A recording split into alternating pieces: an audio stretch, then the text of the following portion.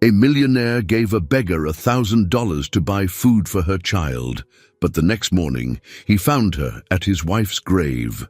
What he discovered left him in tears. Hello, viewer. Thanks for joining us. Leave a like and share your thoughts in the comments, along with the city you're watching from. Now let's continue with the story. The late afternoon sky hung heavy with grey clouds, the kind that seemed to absorb every ounce of warmth and light. Robert Thompson, a distinguished man of 65, stepped out of his car onto the gravel path leading to Fairmont Cemetery. The air was crisp, each breath forming wisps of vapor, and the scent of damp earth mingled with the fading perfume of chrysanthemums placed atop the graves. He walked slowly, his polished shoes crunching against the gravel, heading toward the corner of the cemetery where his late wife, Sarah, rested. The marble headstone gleamed, spotless, as it always did when he visited. The epitaph read simply, "Sarah Evelyn Thompson, beloved wife and light of many lives." He paused, brushing off a stray leaf that had landed on the grave, and placed a bouquet of Sarah's favorite lilies before kneeling beside the stone. "Hello, my love," he whispered, his voice steady but low, as though expecting Sarah to answer. The solitude of the cemetery amplified his words, making them linger in the cold air. "Another week without you," he added, his tone softening. The weight of his words hung over him like the overcast sky pressing against his chest. For over 20 years, this had been his ritual, visiting Sarah's grave every Thursday afternoon, rain or shine. It had become the cornerstone of his life, grounding him in a world that felt increasingly hollow. Despite his wealth, his sprawling estate, and a business empire that kept his name prominent in society, Robert was adrift, tethered only to memories of Sarah. Their son, James, lived in Chicago, and their conversations were polite but devoid of warmth. Friends and colleagues admired him, but there was no true closeness. In the silence of the cemetery, he found a measure of solace, though fleeting. As he stood to leave, something caught his attention. A figure sat on a nearby bench, hunched against the cold. She was young, perhaps in her 30s, with tangled hair spilling out from under a knit cap. Her clothes were threadbare, a thin coat that did little to shield her from the chill, worn jeans and scuffed sneakers. She held a cardboard sign with trembling hands, the message scrawled in marker, "Please help, my son is sick." Robert hesitated, his hand hovering over the car keys in his pocket. He had encountered people like her before, begging on street corners or outside coffee shops. He had always kept his distance, rationalizing that his charitable donations were enough. But something about this woman, her posture, her tear-streaked face, rooted him to the spot. Drawing a deep breath, he approached. The gravel crunched louder beneath his steps as the woman looked up, startled. Her eyes, wide and glassy, met his. "Excuse me," Robert began, his voice even. "Are you all right?" She nodded hastily, her fingers gripping the edges of the sign. "I'm fine," she said, though her voice cracked, betraying her. "Just trying to get enough for my son's medicine. He's very sick." There was something in her tone, quiet desperation mingled with a fierce resolve, that reminded him of Sarah. The thought unsettled him. Without another word, he reached into his coat pocket and pulled out a leather wallet. Inside was a crisp stack of bills, neatly arranged. He extracted $100 bills and held them out to her. The woman's eyes widened as she stared at the money, her lips parting in disbelief. I can't take this," she stammered, shaking her head. "It's too much." "It's for your son," Robert replied firmly. "Take it." Her hands trembled as she accepted the money, clutching it tightly to her chest. Tears began to roll down her cheeks. "Thank you," she whispered, her voice barely audible. Robert nodded, his gaze softening. "Take care of yourself," he said, before turning and walking back to his car. He glanced over his shoulder as he opened the door, seeing the woman still sitting on the bench, now staring at the money as if it were a lifeline. As he drove away, a strange feeling gnawed at him, part curiosity, part unease. He couldn't shake the image of her face, the raw emotion in her eyes. It was a look he had seen before, but he couldn't quite place where or when. The wind picked up as Robert reached the gates of the cemetery, carrying with it a chill that seeped into his bones. He tightened his grip on the steering wheel, his thoughts returning to Sarah and the sense that somehow she had been part of this encounter. The following morning, Robert sat in his study, a steaming cup of coffee untouched on the mahogany desk before him. The sun filtered through the sheer curtains, casting pale streaks of light on the wall, lined with books and accolades. Yet the usual sense of order and accomplishment failed to settle him. His mind replayed the encounter at the cemetery, particularly the desperation in the woman's eyes. Why had it affected him so profoundly? He had seen people in need countless times and offered his fair share of help through donations, never thinking twice about the individuals behind the causes. This was different. The rawness of her emotions lingered in his mind, her gratitude unspoken yet palpable. Pushing his chair back, Robert rose and walked to the window, gazing out at the manicured lawn and the quiet stillness of his estate. The contrast between his surroundings and the threadbare figure of the woman on the bench gnawed at him. What would Sarah have done? He could almost hear her voice, gentle yet resolute, urging him to care for others as she always had. His reverie was interrupted by the distant chime of the doorbell. Moments later, his housekeeper, Mrs. Grant, appeared in the doorway, her presence as prim and reliable as ever. "Mr. Thompson," she said, her tone respectful yet hesitant. "There's a man at the gate asking for you. He claims to know you but didn't give his name." Robert frowned, curiosity momentarily distracting him. "Did he say what it's about?" "He only mentioned the cemetery," she replied, her brows furrowed in subtle concern. The cemetery. Robert felt a jolt of unease. "Let him in," he said after a moment, straightening his jacket. Minutes later, a wiry man in his 40s stepped into the study. His coat was patched, his boots scuffed, and a nervous energy radiated from him. Robert gestured for him to sit, but the man remained standing, holding his cap tightly in his hands. "Mr. Thompson," he began, his voice trembling slightly, "my name is Paul. I'm the brother of the woman you helped yesterday at the cemetery." Robert's expression shifted from surprise to guarded curiosity. "Your sister, what's her name?" "Emily Carter," Paul replied. His gaze darted around the room before settling back on Robert. "She told me what you did. That money. It's more than anyone's done for her in years." Robert nodded slowly, not entirely sure where this was going. "Is her son all right?" Paul hesitated, then shook his head. "Not really. He's got a rare illness, something the doctors can't quite figure out how to treat. Emily's been doing everything she can, but—" His voice cracked, and he looked down at his worn boots. "Why are you here?" Robert asked, his tone direct but not unkind. Paul swallowed hard. "I thought you should know. She hasn't had it easy. After what happened, what was taken from her, she's been too proud to ask for much help. But when you gave her that money, it was like someone finally saw her." Robert tilted his head. "What was taken from her?" Paul's face darkened, his jaw tightening. "Her reputation, her livelihood. She used to be a nurse, a damn good one. Then someone accused her of stealing from a patient. It wasn't true, but the hospital let her go to avoid scandal. She lost her license, her savings, everything." The weight of Paul's words settled heavily in the room.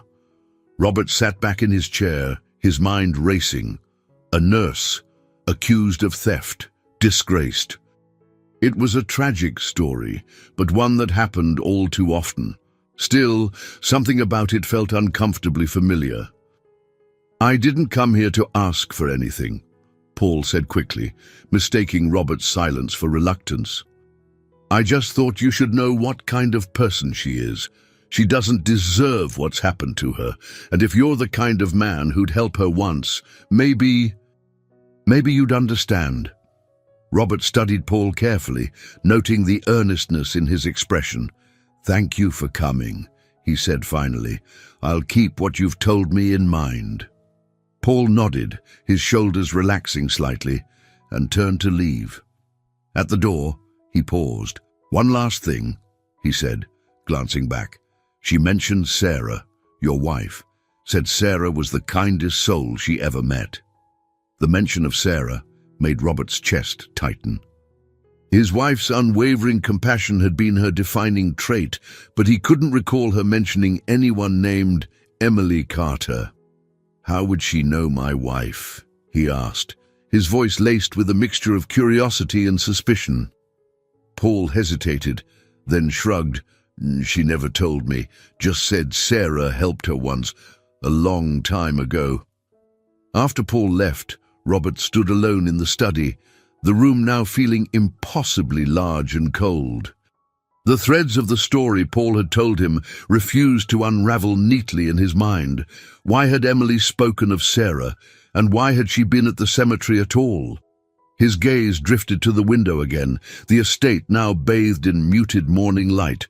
An uneasiness crept over him, a sense that something larger was at play, something that demanded he look closer, even if it led him into uncomfortable territory.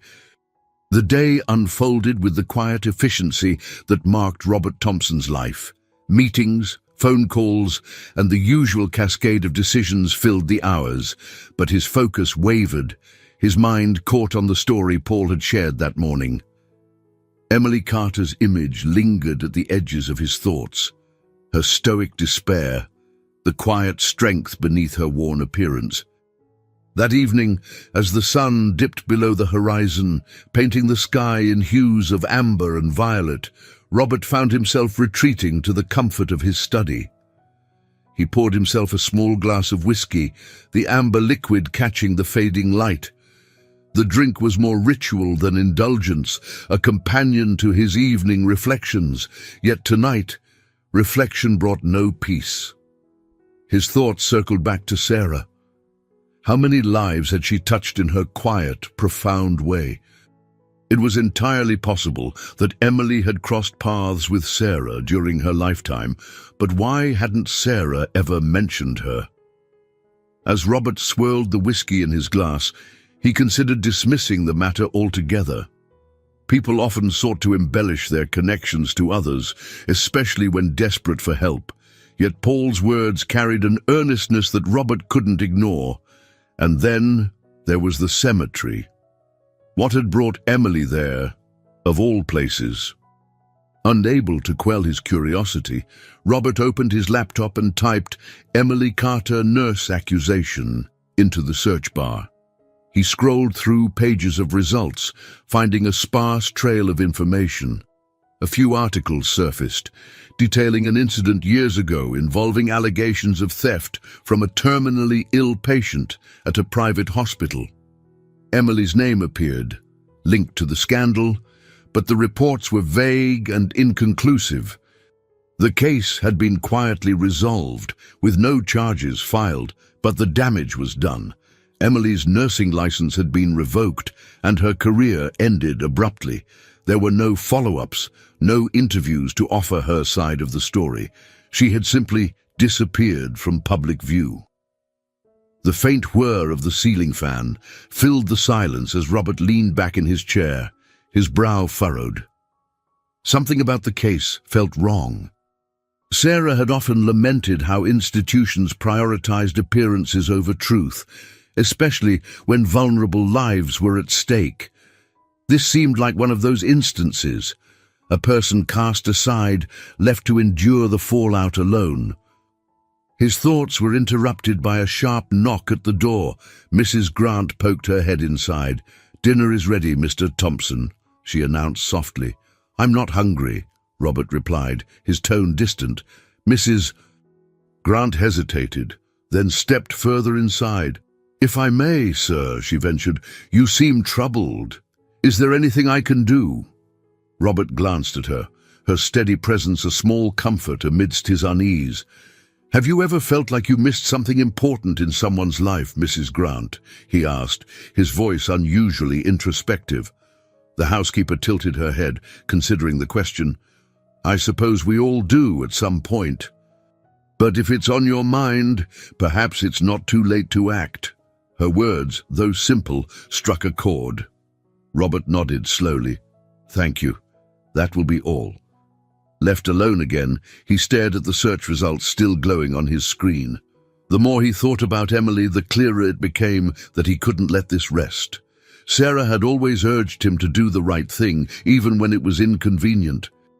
He couldn't shake the feeling that somehow helping Emily was tied to fulfilling Sarah's legacy. The next morning, Robert returned to the cemetery, driven by an impulse he couldn't fully explain. The air was crisp and the dew still clung to the grass. As he approached Sarah's grave, he was startled to find Emily already there. She knelt before the headstone, her head bowed and her shoulders shaking with silent sobs. For a moment, Robert stood frozen, unsure of how to proceed. Then, summoning his courage, he cleared his throat softly. Emily turned, her tear-streaked face flushing with surprise and embarrassment.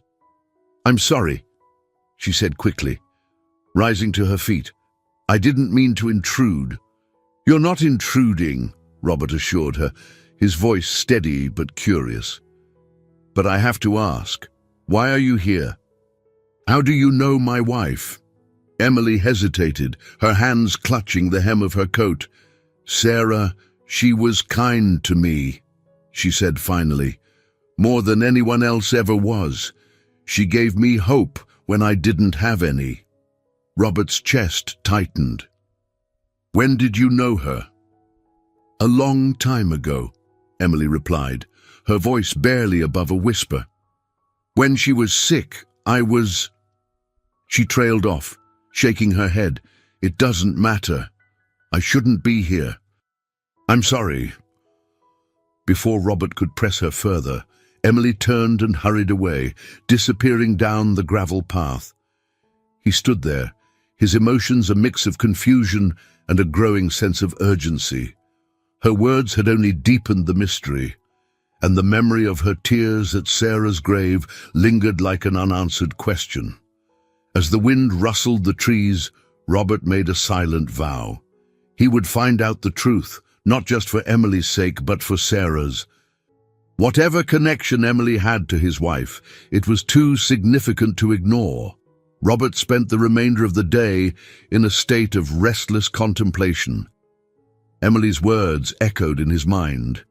She gave me hope when I didn't have any. He couldn't shake the image of her kneeling at Sarah's grave, her quiet tears mingling with the morning dew. Who was this woman, and why had she seemed so deeply connected to his late wife? That evening, Robert sat in his study again, surrounded by the trappings of his success, shelves lined with awards, photographs of gala events, and a meticulously arranged display of his business achievements. Yet all of it felt distant, irrelevant even. He found himself staring at a framed picture of Sarah, her radiant smile frozen in time. He leaned forward, picking up the frame. What am I missing, Sarah? He murmured aloud. What was she to you? The weight of the question pressed against him. He felt as though he had stumbled into a part of Sarah's life he had never known, and the thought unsettled him. Sarah had always been open with him, or so he believed. But now, 20 years after her passing, Robert was confronted with the possibility that there were facets of her life she had kept private. The next morning, his unease turned into determination. He called James, his son, hoping to find some clarity. "Hey, Dad," James answered, his tone cautious. Their conversations were infrequent, and Robert suspected James always braced himself for some request or critique. "James, I need to ask you something about your mother," Robert began, keeping his tone steady. There was a pause on the line. "Mom, what about her?" "Did she ever mention someone named Emily Carter?" Robert asked. "A nurse, maybe? Someone she knew while she was sick?"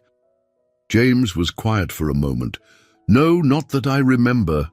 But you know, Mom, she wasn't one to talk about the people she helped. She just did what she thought was right and moved on." Robert sighed, running a hand through his hair. "I met someone, a woman who claims your mother was kind to her. She seems to know more than she's letting on." James's tone softened. "It sounds like Mom. She always had a way of connecting with people, especially when they were struggling. But if you're asking if she ever told me about someone named Emily, I really don't know, Dad. Sorry." "Thank you, James," Robert said, his voice quieter now. "I just needed to ask." "Are you okay, Dad?" James asked, surprising Robert with the genuine concern in his voice. Robert hesitated. "I'm fine. Just trying to figure something out." After ending the call, Robert felt no closer to the truth. If anything, James's response only reinforced the idea that Sarah had kept this part of her life to herself. The thought was bittersweet. It reminded him of her generosity, but also highlighted how little he had understood the depth of her relationships with others. That afternoon, Robert returned to the cemetery, compelled by a need he couldn't quite articulate. The graveyard was quiet, the only sounds the rustle of leaves in the wind and the distant hum of traffic. He stood before Sarah's grave, gazing at the headstone as if it could offer answers. "I don't know what you saw in her," he said aloud, feeling slightly foolish but unable to stop himself. "But I can't ignore this. If she was important to you, I need to understand why." As he turned to leave, his eyes caught movement near the edge of the cemetery. Emily was there, standing by another grave, her head bowed. The sight startled him. He had not expected to see her again so soon. This time, he approached with more purpose. "Emily," he called softly. She looked up, her face pale but composed. "Mr. Thompson," she said, her voice guarded. "I need to understand," Robert said, his tone firm but not unkind. "You mentioned my wife, Sarah. You said she gave you hope. What did you mean by that?" Emily hesitated, her gaze dropping to the ground. She clutched the strap of her worn handbag as if it were a lifeline. She was my patient," she admitted finally, her voice barely above a whisper. "I was her nurse in her final months." The admission hit Robert like a tidal wave. Of course, it made sense. Sarah had spent much of her last days in and out of hospitals and hospice care. But why had Emily never come forward before? Why had she waited until now? "Why didn't you tell me this earlier?" Robert asked, his tone sharper than he intended. Emily flinched slightly but held her ground. "Because it doesn't matter anymore," she said. "What happened back then? It's in the past. I only came here to pay my respects. Sarah meant more to me than you'll ever know, but I don't want anything from you." Her words were sincere, yet they left Robert with more questions than answers. He could sense there was something she wasn't telling him, a deeper story hidden beneath her stoic exterior. "You said she gave you hope," Robert pressed. "What did you mean by that?" Emily opened her mouth as if to respond, then closed it again. She shook her head, her expression unreadable. "I can't explain it, Mr. Thompson. Not now." Without another word, she turned and walked away, leaving Robert standing alone in the fading light. The encounter left him unsettled, his resolve growing stronger. Whatever connection Emily had to Sarah, it was too important to leave buried. Robert spent the night wrestling with his thoughts. Emily's revelation that she had been Sarah's nurse opened a door to the past he wasn't sure he was ready to walk through. Yet the mystery gnawed at him. Why had Sarah never mentioned Emily? And what had transpired in those final months that could bind Emily to Sarah so deeply? The next morning, Robert found himself drawn back to the cemetery. The grey sky mirrored his somber mood as he parked his car and walked the familiar path to Sarah's grave. This time, there was no sign of Emily. He stood in the quiet solitude, his hands in the pockets of his overcoat, the chill air biting at his face. "I don't know what you were thinking, Sarah," he murmured, his voice low, "but I can't ignore this. She's hurting, and somehow she's connected to you. I need to know why." The stillness offered no answers, but it fortified his resolve. As he left the cemetery, he made a decision. He would uncover the truth, no matter how uncomfortable it might be. Sarah had lived her life with compassion and integrity, and if Emily had been part of that, Robert owed it to both of them to understand. Back at his estate, he placed a call to his old friend and lawyer, Howard Ellis. Howard was a shrewd but fair man who had handled many of Robert's personal and professional matters over the years. If anyone could help him find answers, it was Howard. "Robert," Howard greeted him warmly, "it's been a while. To what do I owe the pleasure?" "I need your help with something personal," Robert said, his tone brisk. "Do you have time to meet this afternoon?" "For you, always," Howard replied.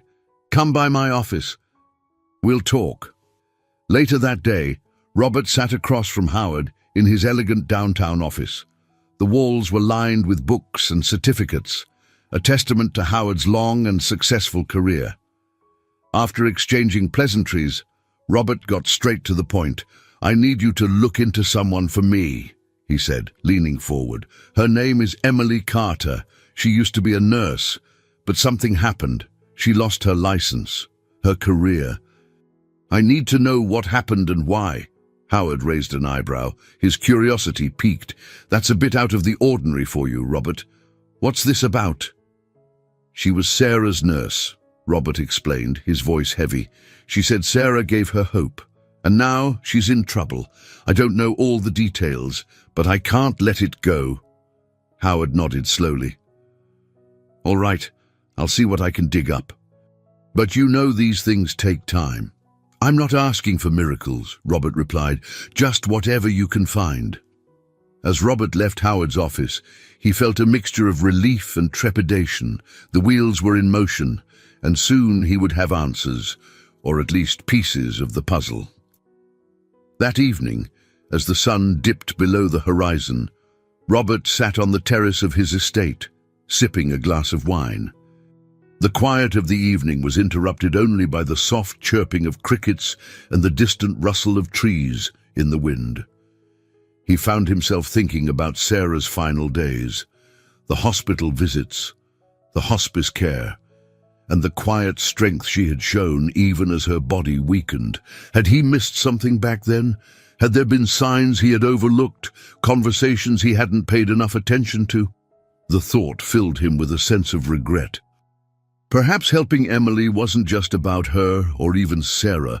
It was about making amends for the things he had failed to see or do when it mattered most. The next day, Howard called with his initial findings. "Robert, I've found some information about Emily Carter," he said. "It's complicated." "Go on," Robert urged, gripping the phone tightly. "She was accused of stealing from a terminally ill patient about 20 years ago," Howard explained. "No, the evidence was circumstantial, but it was enough for the hospital to let her go, and for the nursing board to revoke her license. She was never charged, but her career was effectively over." Robert felt a wave of anger and disbelief. "Do you believe she was guilty?" Howard hesitated. "From what I've read, it's hard to say. The case seemed rushed, and the hospital was under pressure to avoid a scandal. It wouldn't be the first time someone was scapegoated to protect an institution." Robert's jaw tightened. "Did Sarah know about this?"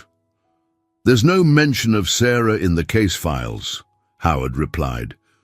But it's possible she wasn't aware of the accusations, or if she was, she may have believed Emily was innocent. Robert thanked Howard and ended the call, his mind racing. The pieces of the puzzle were beginning to come together, but the picture was still incomplete. One thing was certain: Emily had suffered a grave injustice, and Sarah's connection to her might hold the key to understanding why. As Robert stared out at the horizon, a new determination took hold of him. He had taken the first hesitant step into the unknown, and there was no turning back. Emily's story was now intertwined with his own, and he would see it through, no matter where it led. The following morning, Robert woke with a clarity he hadn't felt in years. The weight of uncertainty remained, but it was counterbalanced by a sense of purpose. After days of quiet reflection, he knew he needed to confront Emily directly. Whatever answers she held about Sarah and her own tragic circumstances, they were key to unraveling the lingering questions that had taken root in his mind. He returned to the cemetery, timing his visit for early afternoon. The weather had shifted, and the sun peeked through scattered clouds, casting dappled light over the rows of headstones. To his surprise, Emily was there again, standing near Sarah's grave with her hands clasped in front of her. Her posture was rigid, but there was a vulnerability in the way she hung her head. As Robert approached, his footsteps crunching on the gravel path, Emily turned. Her eyes widened slightly, and a faint flush crept across her cheeks. She didn't seem surprised to see him, but there was a guardedness in her expression. "Mr. Thompson," she greeted him softly. "I didn't think I'd see you again." "I needed to," Robert replied, stopping a few steps away. He gestured to Sarah's headstone. "You keep coming here? Why?" Emily hesitated, glancing at the ground before meeting his gaze. "Because she mattered to me," she said. "More than I can explain." Robert nodded, sensing the truth in her words.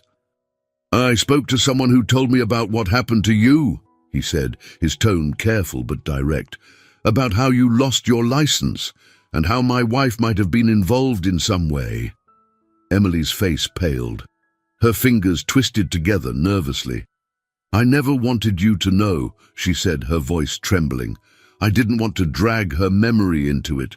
She was the best person I've ever known. She didn't deserve to have her kindness tied to my mistakes." "Then help me understand," Robert urged. "I need to know what happened, not just for you, but for Sarah. If she stood by you, if she believed in you, then that means something. And if she didn't—" He trailed off, the thought too painful to complete. Emily exhaled shakily, brushing a strand of hair from her face. "It's not an easy story," she said, her voice barely above a whisper. "Start wherever you need to," Robert said, his tone gentle. Emily hesitated, then gestured toward a nearby bench. They walked over together and sat down, the cool metal pressing against their legs. She stared at her hands for a long moment before beginning. "I was young when I became a nurse," she said. "It was my calling. At least, that's what I thought. I loved the work, even when it was hard. When Sarah became my patient, I was going through one of the most difficult times of my life. My husband had just left me, and I was trying to figure out how to raise my son on my own. But she—" Emily's voice cracked, and she swallowed hard. "She made me feel like I was enough. She was so kind, even when she was in pain. She never stopped caring about the people around her." Robert listened intently, his heart aching at the vivid image Emily painted of Sarah. But then," Emily continued, her voice growing quieter, "someone accused me of stealing jewelry from another patient. It wasn't true. I would never have done something like that. But the hospital needed a scapegoat, and I was an easy target. Sarah tried to defend me. She even spoke to the administrators on my behalf, but they wouldn't listen. They said if she kept pushing, it could jeopardize her care."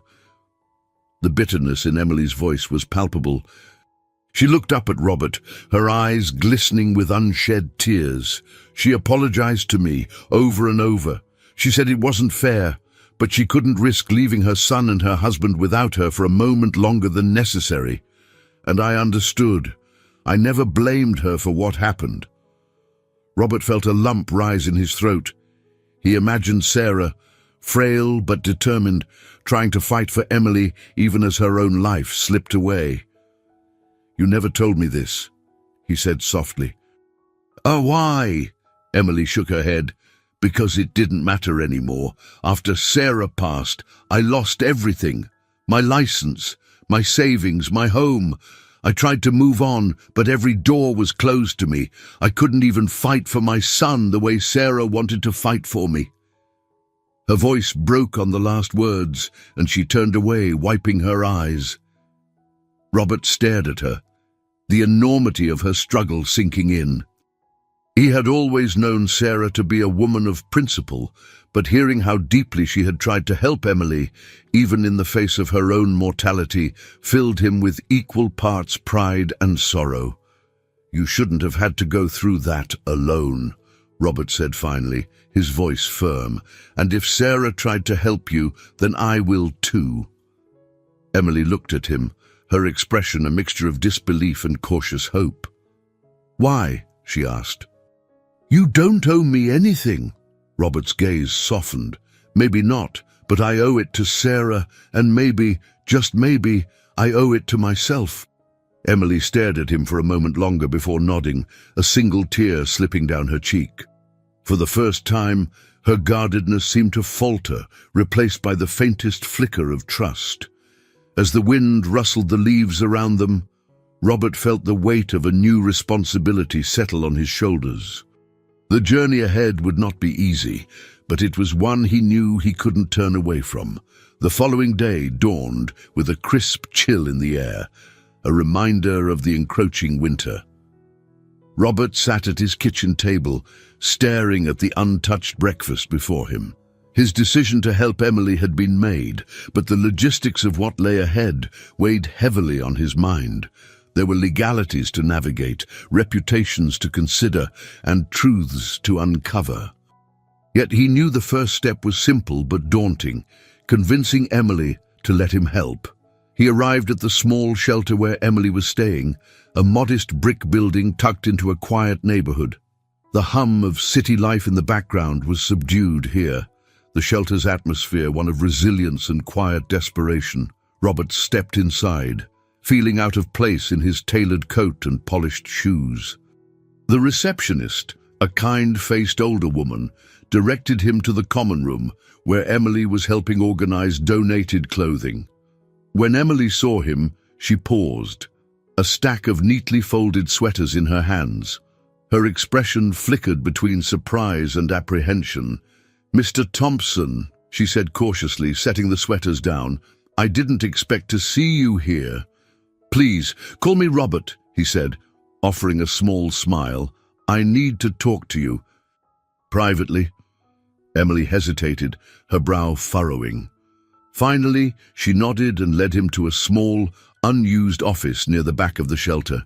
The room was sparse, with a single desk and 2 chairs. She gestured for him to sit but remained standing, her arms crossed defensively. "What is this about?" she asked, her tone wary. Robert leaned forward, resting his hands on his knees. "I've thought a lot about what you told me yesterday," he began. "About Sarah, about what happened to you, and I've decided I want to help you, really help you." Emily's eyes narrowed slightly. "What do you mean by help?" "I mean clearing your name," Robert said. "Finding a way to restore your nursing license, or at the very least ensuring you have the resources you need to take care of your son." Her lips pressed into a thin line, and she shook her head. "You don't understand. It's too late for all of that. The damage is done. The system doesn't care about people like me." "Maybe not," Robert acknowledged, "but I care, and Sarah cared. If she believed in you, that's all the reason I need." Emily turned away, running a hand through her hair. "You don't know what you're getting into," she said quietly. The people who accused me, they weren't just protecting the hospital. They were protecting themselves. Powerful people who didn't want their reputations tarnished. Then we'll expose them, Robert said firmly. If they were willing to destroy your life to save face, they don't deserve the protection of anonymity. Emily spun around to face him, her eyes flashing with anger. "And what about you?" she demanded. "You're one of those powerful people, aren't you? What happens when they come after you for digging into this?" Robert met her gaze, unflinching. "Let them. I've spent most of my life building walls around myself, Emily. It's time I used what I have to do something that matters." Her anger faded into something softer. Doubt mingled with reluctant admiration.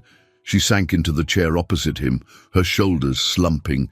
"I appreciate what you're trying to do," she said, her voice barely above a whisper.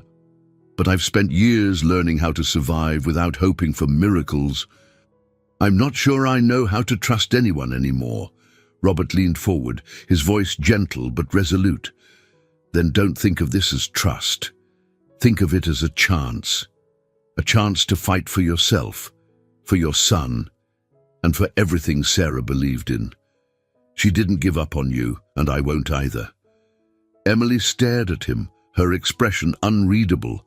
The seconds stretched into what felt like an eternity before she finally spoke. "All right," she said, her voice trembling. "But I'm not making any promises. If this backfires—" "It won't," Robert interrupted. "We'll take it one step at a time. Together." She nodded, and for the first time, Robert saw a glimmer of hope in her eyes, a fragile, flickering light that had been nearly extinguished by years of hardship. He knew this was only the beginning, but it was a start. As he left the shelter, a sense of determination settled over him. He would honor Sarah's memory by fighting for Emily, no matter what challenges lay ahead.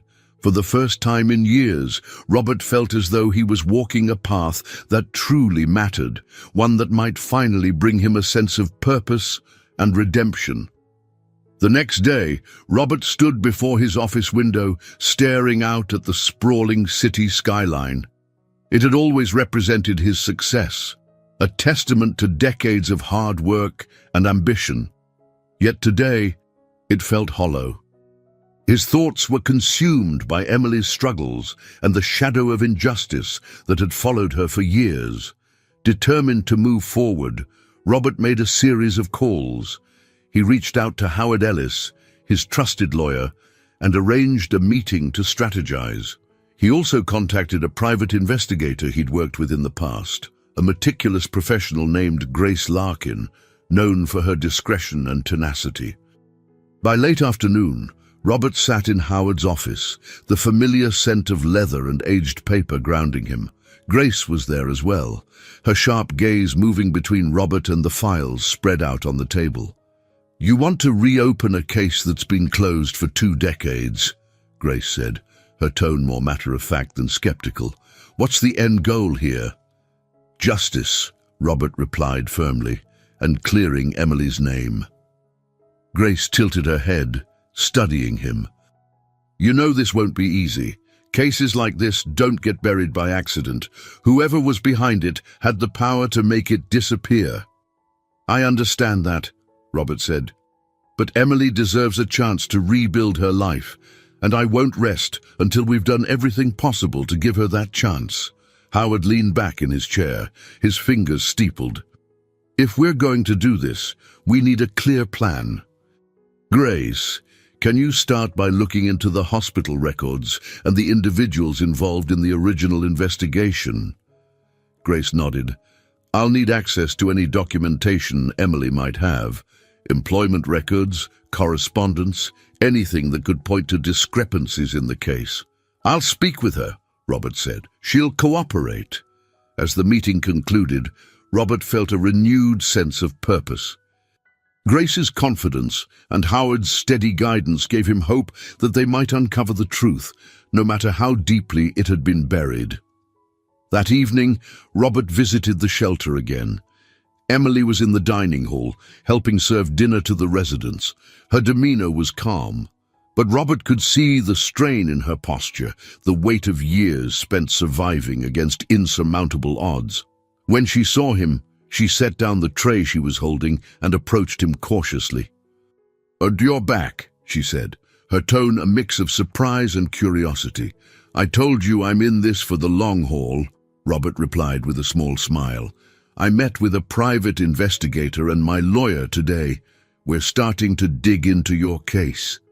Emily's eyes widened. That was fast. "I don't waste time when it matters," Robert said. "But Grace, the investigator, needs anything you have from that time, documents, letters, anything that might help us build a case." Emily hesitated, then nodded. "I don't have much, but there are some old papers I've kept, just in case. I'll bring them tomorrow." "Good," Robert said. "This is the first step, Emily. We're going to figure this out." As she turned back to the dining hall, Robert couldn't help but notice a subtle change in her demeanor, a cautious lightness, as if she was beginning to believe that maybe, just maybe, there was a way out of the darkness. The next morning, Emily arrived at Robert's office with a small, worn box. Inside were faded documents, handwritten notes, and a few photographs. She placed the box on Robert's desk with a mixture of reverence and reluctance. "This is everything I have," she said quietly. "It's not much, but it's all I've held on to."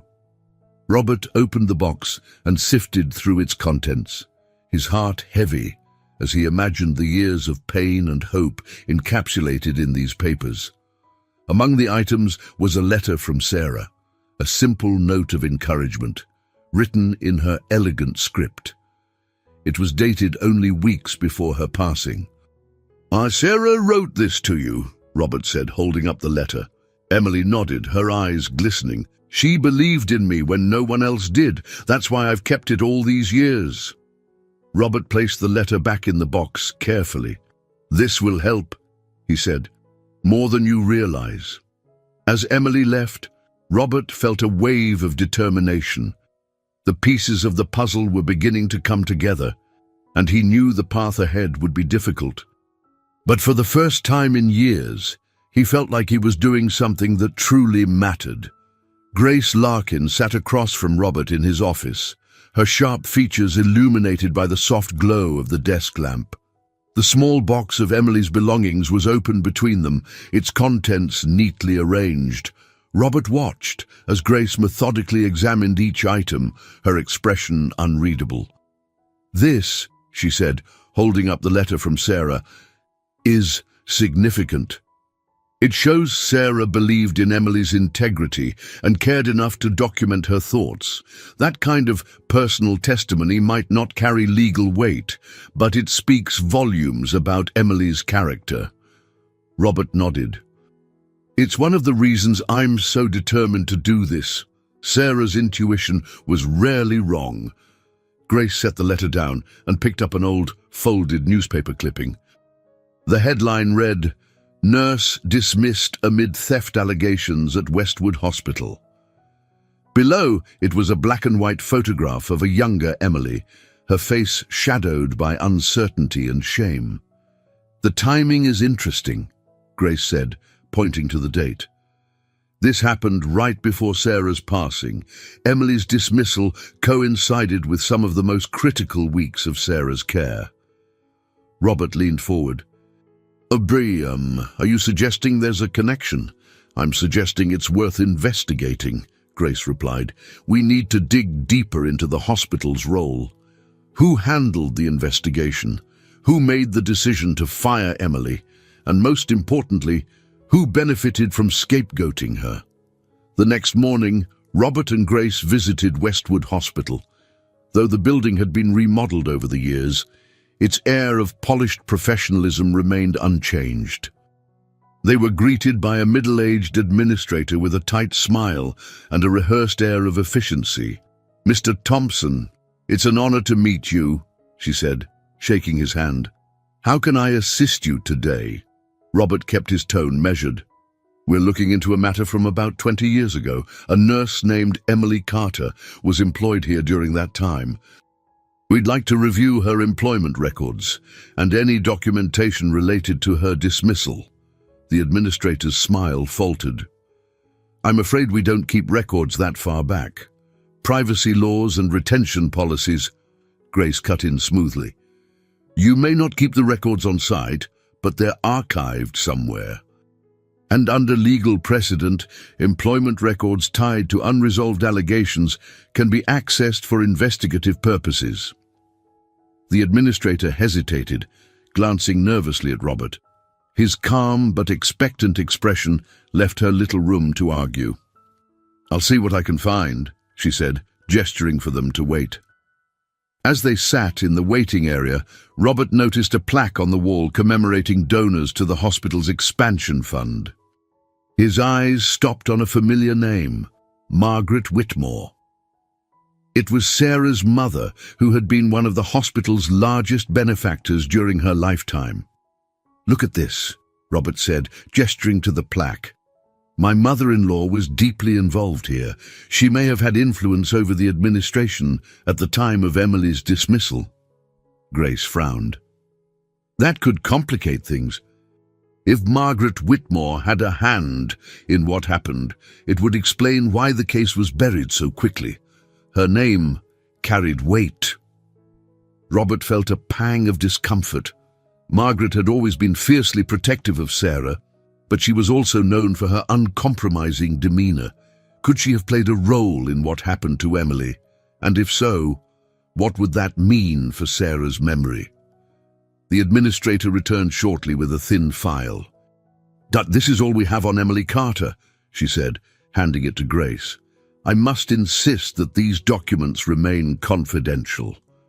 Grace nodded curtly and opened the file. Inside were copies of Emily's employment records, a brief report of the theft allegations, and a termination notice. Grace scanned the pages quickly, her eyes narrowing. "Interesting," she murmured. "The investigation was overseen by a Dr. Martin Reed, the hospital's chief medical officer at the time. His notes are vague, no concrete evidence, just a recommendation to terminate Emily to maintain the hospital's reputation." Robert felt his frustration rise. Reputation. That's all it ever seems to come down to. Grace tapped the file with her finger. Reed's decision wouldn't have gone unchallenged unless someone powerful backed it. If your mother-in-law was involved, we need to tread carefully. Publicly implicating her could tarnish Sarah's legacy, even if Margaret acted without Sarah's knowledge. Robert nodded grimly. "We'll proceed carefully, but we need the truth, whatever it takes." Back at his office, Robert shared the findings with Emily. She sat silently as Grace explained the contents of the file, her hands clenched tightly in her lap. "I knew they didn't have proof," Emily said bitterly. "They just needed someone to blame." "There's more," Grace said gently. "The hospital's chief medical officer, Dr. Reed, signed off on your dismissal. But we believe Margaret Whitmore may have influenced the decision." Emily's eyes widened. Sarah's mother. "It's possible," Robert said carefully. But I need you to know, Emily, that whatever her involvement, it doesn't change what Sarah believed about you or what I believe now." Emily's shoulders slumped, and she nodded slowly. "I've lived with this shadow for so long. If we can finally bring the truth to light, I'll do whatever it takes." As the evening wore on, Robert felt the weight of their discoveries settling over him. The path they had entered was fraught with uncertainties, but he was determined to see it through, for Sarah, for Emily, and perhaps most of all, for himself. The discovery of Margaret Whitmore's potential involvement in Emily's dismissal weighed heavily on Robert. His late mother-in-law's presence loomed larger in his mind, her influence and commanding nature now tinged with suspicion. Could Margaret's devotion to preserving Sarah's image have led her to sacrifice someone else's livelihood, or was it something more personal? Determined to tread carefully, Robert arranged a meeting with someone who might provide clarity. Rachel Lawson, a retired nurse who had worked at Westwood Hospital during the time of Emily's dismissal.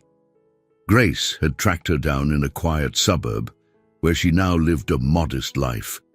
If anyone could shed light on what had happened, it would be someone who had seen it unfold firsthand.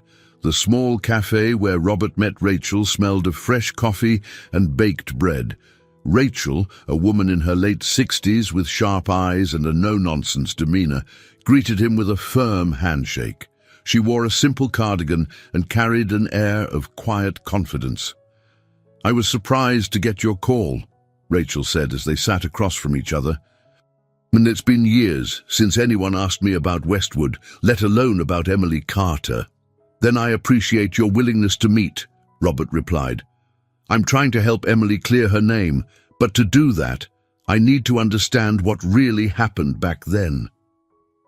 Rachel leaned back, her gaze thoughtful. Emily was a good nurse, one of the best. But that hospital, it cared more about appearances than doing the right thing. When the theft allegations came up, I knew right away they were looking for a scapegoat. "Why Emily?" Robert asked. "What made her an easy target?" Rachel sighed. She didn't have the connections some of us did. No family name to protect her, no allies in high places. And she was close to Sarah, too close for some people's comfort. Robert frowned. "What do you mean by that?" "Sarah and Emily formed a bond," Rachel explained. "Sarah trusted Emily more than anyone else. She confided in her, leaned on her during the hardest moments. I think it made some people, your mother-in-law included, uncomfortable." Robert's jaw tightened. "Are you saying Margaret had a hand in this?"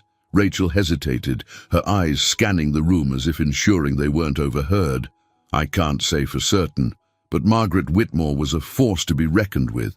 She was fiercely protective of Sarah, sometimes to a fault. If she thought Emily's closeness threatened Sarah's well-being or her legacy, she might have acted to remove her." The words settled heavily in the air. Robert felt a surge of conflicting emotions. Anger at the possibility of Margaret's interference, sadness for the pain it had caused Emily, and a growing determination to uncover the truth. "Did Sarah know about this?" Robert asked quietly. Rachel's gaze softened. "If she did, she never let on. But I remember how devastated she was when Emily was dismissed. Sarah wasn't the same after that. It was like losing Emily took a part of her strength." Robert swallowed hard, his thoughts swirling. Margaret's intentions might have been rooted in love for Sarah, but the consequences had been far-reaching and cruel. After leaving the cafe, Robert called Grace to relay Rachel's account. "We need to focus on Margaret's role," he said. "And if she influenced the hospital's decision, we have to find proof." Grace's voice was steady. "I'll dig into Margaret's correspondence with the hospital. If there are letters, memos, or anything that ties her to this, I'll find it." As the days passed, Grace uncovered fragments of evidence, donor records showing Margaret's significant financial contributions to the hospital during the time of Emily's dismissal, and internal memos referencing external pressures in the decision-making process. While not definitive, the pieces painted a picture of a powerful woman wielding influence behind the scenes. Meanwhile, Robert sought to strengthen his alliance with Emily. He invited her to his home, wanting to offer a respite from the shelter and to share the progress they were making. Emily arrived hesitantly, her movements tentative as she stepped into the grand foyer. "This feels surreal," she admitted, her voice tinged with awe. "Consider it a temporary retreat," Robert said with a small smile. "You deserve at least that much." Over dinner, he updated her on Rachel's account and the emerging evidence of Margaret's involvement. Emily listened quietly, her expression a mixture of vindication and sadness. "I always suspected someone powerful was behind it," she said, but I never wanted to believe Sarah's family could have been involved." "Margaret wasn't Sarah," Robert said gently. "Whatever her motives, they don't diminish what Sarah meant to you, or to me." Emily nodded, her gaze dropping to the table. "It's just hard to reconcile, but if this is the truth, I'm ready to face it." For the first time, Robert saw a flicker of hope in Emily's eyes, hope that the shadow hanging over her life might finally be lifted. As the evening wound down, Robert stood by the window, gazing out at the sprawling city lights. He felt the weight of the journey ahead, but also a renewed sense of purpose. He wasn't just fighting for Emily's justice. He was fighting to honor Sarah's memory and the values she had lived by. The battle for truth had only just begun, but Robert knew they were no longer fighting it alone. Together, with allies both old and new, they were ready to step deeper into the unknown. The following week brought a storm of activity. Grace worked tirelessly, combing through archives and contacting former hospital staff. Each new discovery added layers to the puzzle, and while nothing yet amounted to irrefutable proof, the pattern of influence and coercion grew clearer. Robert, for his part, reached out to individuals he had long avoided. One such person was Gerald Pierce, a former colleague of Margaret Whitmore and a senior member of Westwood Hospital's board during the time of Emily's dismissal. Gerald had retired years ago, but Robert remembered him as a man with a penchant for discretion and a sharp memory. The meeting took place at Gerald's country estate, a sprawling property lined with oak trees and flanked by neatly trimmed gardens. The air was brisk, and Robert's breath formed faint clouds as he approached the grand front door. Gerald greeted him with a warm handshake, his white hair neatly combed and his tailored sweater reflecting his affluence. "Robert, it's been far too long," Gerald said, ushering him inside. "To what do I owe the pleasure?" "I'm here to discuss something from years ago," Robert replied, his tone steady. "It involves Emily Carter and the circumstances surrounding her dismissal from Westwood Hospital." Gerald's expression froze for a moment before he recovered, gesturing for Robert to sit in the drawing room. A fire crackled in the hearth, casting flickering shadows on the walls lined with antique books. "Emily Carter," Gerald said slowly, settling into a high-backed armchair. "That's a name I haven't heard in quite some time. Why the sudden interest?" Robert met Gerald's gaze directly. "Because I believe she was wronged. And I believe my mother-in-law, Margaret, may have played a role in what happened to her." Gerald's lips tightened, and he reached for a glass of scotch on the nearby table. "Margaret was a formidable woman," he said after a moment. "She had her reasons for everything she did, reasons she rarely felt the need to explain." "Did those reasons involve protecting Sarah's legacy at the expense of an innocent woman's career?" Robert pressed. Gerald sighed, his gaze distant. Margaret was deeply invested in ensuring Sarah's final days were as dignified as possible. When Emily became a target of the theft allegations, Margaret viewed it as a potential distraction, something that could cast a shadow over Sarah's memory. "So she pushed for Emily's dismissal," Robert said, his voice taut. "It's not that simple," Gerald replied. "Margaret didn't fabricate the allegations, but she didn't oppose them either. She believed it was the hospital's responsibility to handle the situation, and if that meant removing Emily, so be it." The words stung, though they didn't surprise Robert. Margaret's pragmatism had always been her strength and her flaw. "Did Sarah know what Margaret was doing?" he asked. Gerald hesitated, then shook his head. "I don't believe so. Margaret was careful to shield Sarah from the politics of the situation. She wanted Sarah to focus on her health, not on what was happening behind the scenes." That evening, back in his study, Robert relayed Gerald's account to Grace and Emily. Emily listened intently, her expression unreadable, while Grace jotted down notes in her leather-bound notebook. "So Margaret didn't start the fire," Grace said, summarizing, "but she certainly didn't try to put it out." "That sounds like her," Emily said quietly. "And she wasn't cruel to me, but she always kept her distance. Now I understand why." Grace closed her notebook and looked at Robert. The hospital administration might have acted on Margaret's unspoken approval, but if there's no direct evidence linking her to the dismissal, we're at a dead end. We need something concrete. Robert frowned, a mixture of frustration and determination tightening his jaw. "Then we keep looking. If Margaret's influence reached the administration, there has to be a paper trail, letters, emails, something." Emily's voice cut through the tension. "Do you think it would have mattered?" she asked, her tone weary. "Even if Margaret hadn't been involved, they still would have found a way to get rid of me." Robert turned to her, his expression softening. "It matters because the truth matters, Emily. You've spent years carrying the weight of this injustice. You deserve to know how and why it happened." Emily looked down at her hands, silent but visibly moved. The following day, Grace uncovered a breakthrough. Hidden among hospital records was a memo from Dr. Martin Reed, the former chief medical officer, addressed to Margaret Whitmore. The memo outlined the decision to terminate Emily's employment, citing pressures to maintain the hospital's reputation, and thanking Margaret for her understanding and support.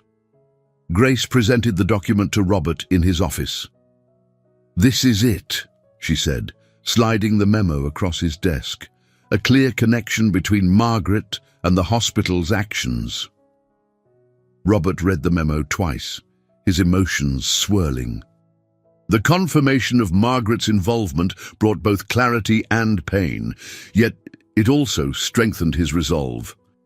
"We're not stopping here," he said, looking up at Grace. "This is just the beginning." Grace nodded. "Agreed. With this memo, we can start building a case, not just against the hospital, but against the system that allowed this to happen." Emily arrived later that evening, and when Robert showed her the memo, she stared at it for a long moment. Then, to his surprise, she began to cry, not with despair, but with relief. "They can't deny it anymore," she said through her tears. "The truth is finally out." Robert placed a comforting hand on her shoulder. "We'll see this through, Emily. For you, for Sarah, and for every injustice they thought they could bury." The first confrontation was over, but the fight for justice was far from finished. The following weeks were a whirlwind of preparation. With the memo connecting Margaret Whitmore to Emily's dismissal, Robert and Grace began assembling the foundation of a legal and moral case. Emily's story was compelling, but they knew it wasn't enough to dismantle decades of silence and complicity. They needed witnesses, evidence, and above all, allies. Robert reached out to James, his son, asking for his support. Though their relationship had been distant, James agreed to meet and hear his father out.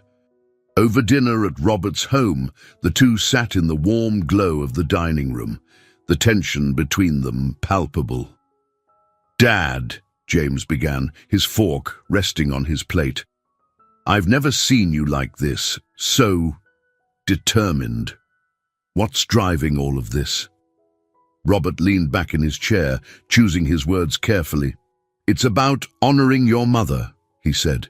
"She believed in doing the right thing, even when it was hard. Emily Carter was one of her last connections to this world, and she tried to protect her. I failed to see it then, but I won't fail again." James studied his father, his expression softening. "You're saying this is about redemption?" "In a way," Robert admitted, "but it's also about justice for Emily and for your mother's memory." James nodded slowly. "All right, tell me what you need from me." With James's support, Robert began leveraging his connections.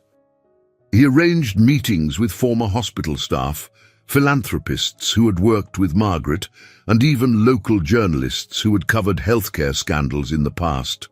While some meetings were fruitless, others yielded surprising results. Rachel Lawson, the retired nurse who had initially shared her perspective, connected Robert with another former employee of Westwood Hospital, Linda Alvarez.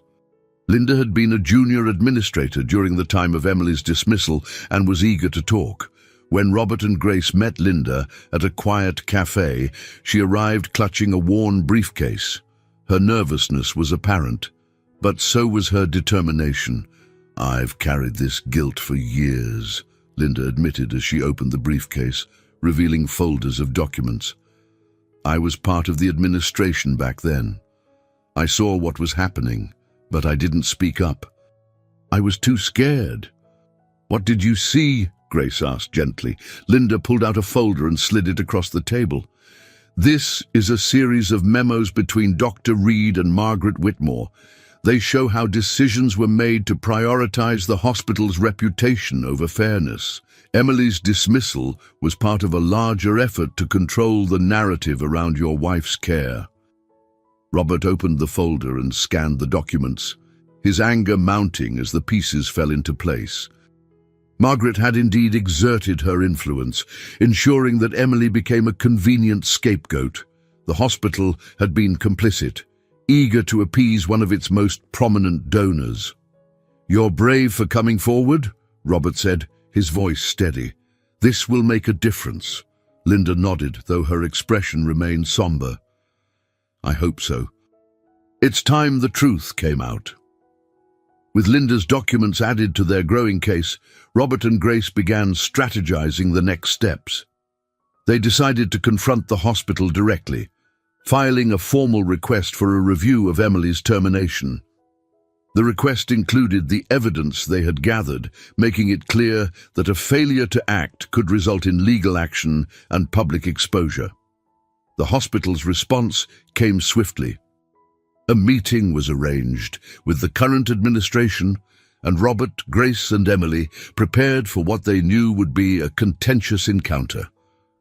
The meeting took place in a sleek conference room, the walls adorned with abstract art and the table polished to a mirror-like sheen. The hospital's legal team sat across from them, their expressions guarded.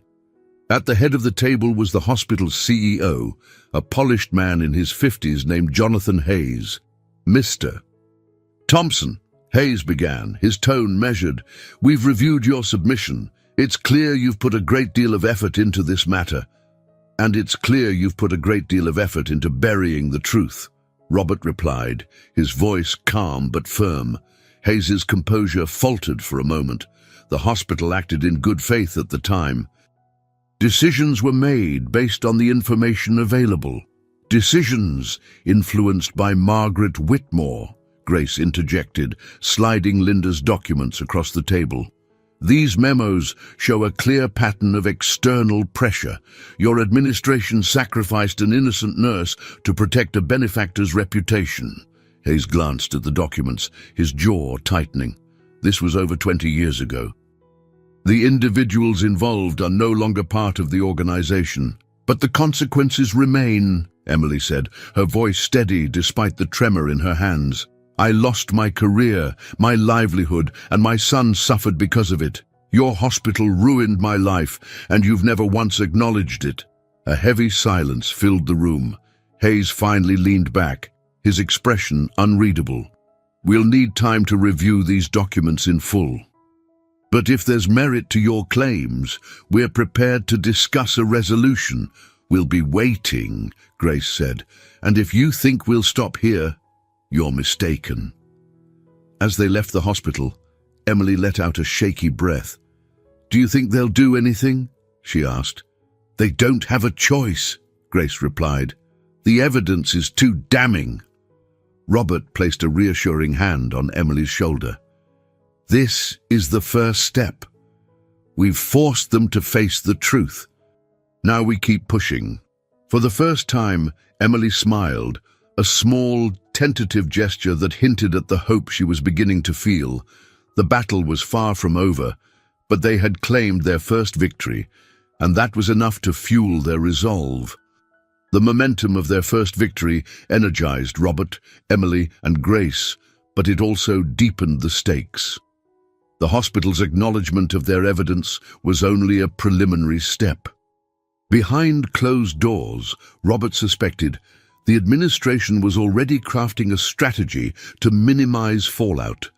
The road ahead would require not only persistence, but also navigating personal and moral dilemmas that would test them all.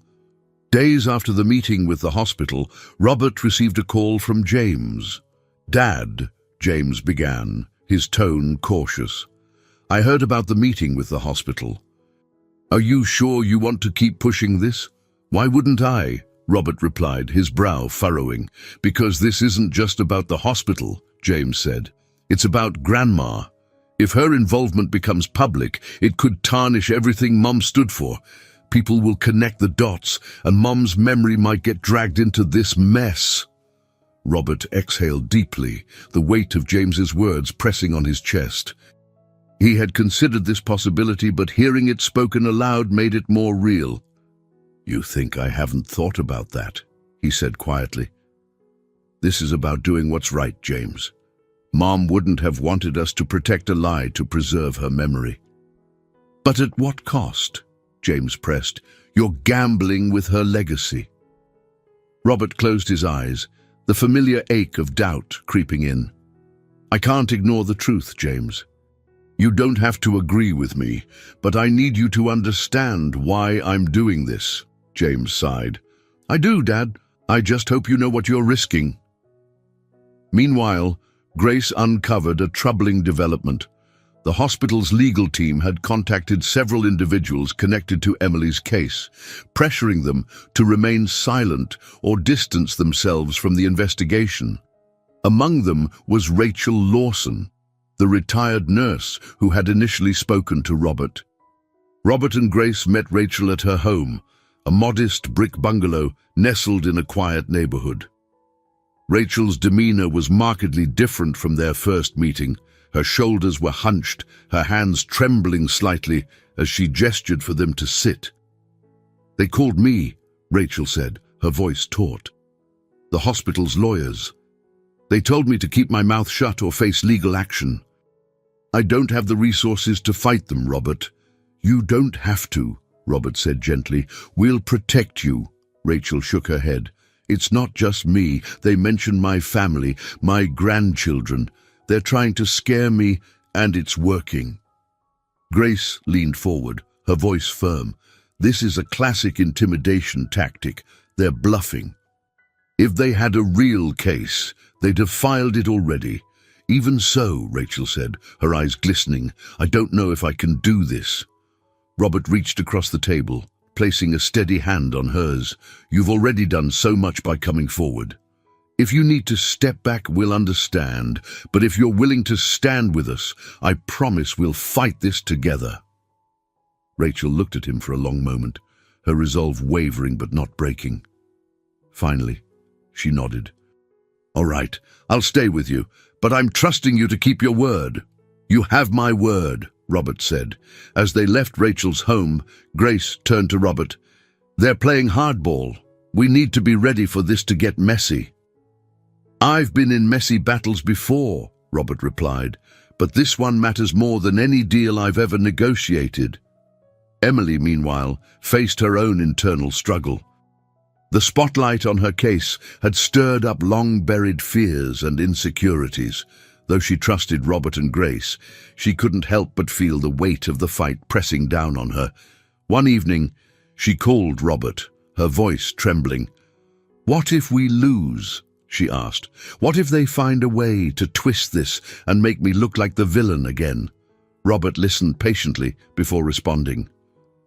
"Emily, you've already survived more than most people ever could. No matter what happens, you've shown strength and dignity in the face of injustice. That's something no one can take away from you." Emily was silent for a moment before she said softly, "Thank you, Robert. I don't think I could do this without you." "You're not alone in this," Robert assured her, "and you never will be again." The next step in their fight came in the form of a public forum organized by a local advocacy group. The group had heard about Emily's case and invited her to speak alongside others who had faced institutional injustices. Robert encouraged her to participate, believing it could be a turning point, not just for her case, but for her healing. The night of the forum, Emily stood on a small stage in front of a modest but supportive audience. Her hands shook as she gripped the microphone, but as she began to speak, her voice grew stronger. For years, I stayed silent, she said. I thought no one would believe me, and I didn't have the strength to fight back. But I'm standing here today because I've learned that silence only lets injustice thrive, and I'm done being silent. Her words were met with applause, and for the first time in years, Emily felt the weight of her story lift, if only slightly. From the back of the room, Robert watched with pride, his determination renewed. Emily's courage was a testament to the strength they were building together, and it reminded him why the fight was worth every risk. The morning after the public forum, Robert sat in his study, the house eerily quiet, except for the faint ticking of the antique clock on the mantel. Emily's speech had been a triumph, but the euphoria of that moment was short-lived. A letter from the hospital's legal team arrived that day, marking the beginning of their most aggressive counterattack yet. The letter was direct and foreboding. The hospital's lawyers accused Robert and Emily of defamation, citing their efforts to publicize the case as damaging to the institution's reputation. It was a clear attempt to intimidate and derail their momentum. Robert read the letter twice, his jaw tightening. Grace, who had arrived moments earlier, took the letter from him and skimmed it, her expression darkening. "They're trying to shut us down," she said, her voice edged with frustration. "This isn't just about legal threats. They're testing your resolve." "They won't scare me off," Robert replied, his tone firm. "But we need to be smart. How do we counter this?" Grace paced the room, her mind racing. "We escalate. Take the fight to the court of public opinion. The forum was a good start, but we need broader coverage. If we can expose their intimidation tactics, they'll have a much harder time controlling the narrative." Robert nodded. "Then let's make it happen. Contact the journalists who've expressed interest, and I want to speak directly to Emily about this." When Robert met Emily later that day, she looked weary but resolute. The public attention was both empowering and overwhelming, and the hospital's legal threats had reignited old fears. "They're accusing us of defamation," she said, her voice barely above a whisper. "What if they're right? What if all of this just makes things worse?" "They're not right," Robert said firmly. "This is a desperate move to silence you, to make you doubt yourself, but we won't let them win." Emily sighed, her hands wringing together. "I've lived with this shadow over me for so long, Robert. I'm terrified of what happens if we fail." Robert placed a reassuring hand on her shoulder. "Failure isn't an option, Emily. You've already proven your strength by standing up. Now it's time to show them that strength isn't going anywhere." Her eyes met his, and though fear lingered, there was also a flicker of determination. "All right," she said. "Now what's the next step?" The next step came in the form of a televised interview. A prominent journalist, Lydia Hartwell, had taken an interest in the case after attending the forum.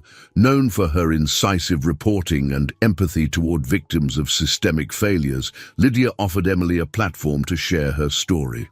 Robert and Grace prepared Emily for the interview, coaching her on how to articulate her experiences while maintaining poise under scrutiny.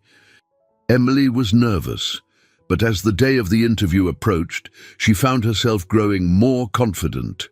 The studio was bright and bustling, a stark contrast to the quiet corners where Emily had spent much of her life. As the cameras rolled, Lydia began with a warm but pointed introduction. "Today, we're speaking with Emily Carter, a former nurse whose life was upended by accusations that she has long maintained were false. Joining us is Robert Thompson, a prominent philanthropist and businessman who has taken up Emily's cause. The interview delved into Emily's story, her dismissal, and the evidence they had uncovered about the hospital's actions.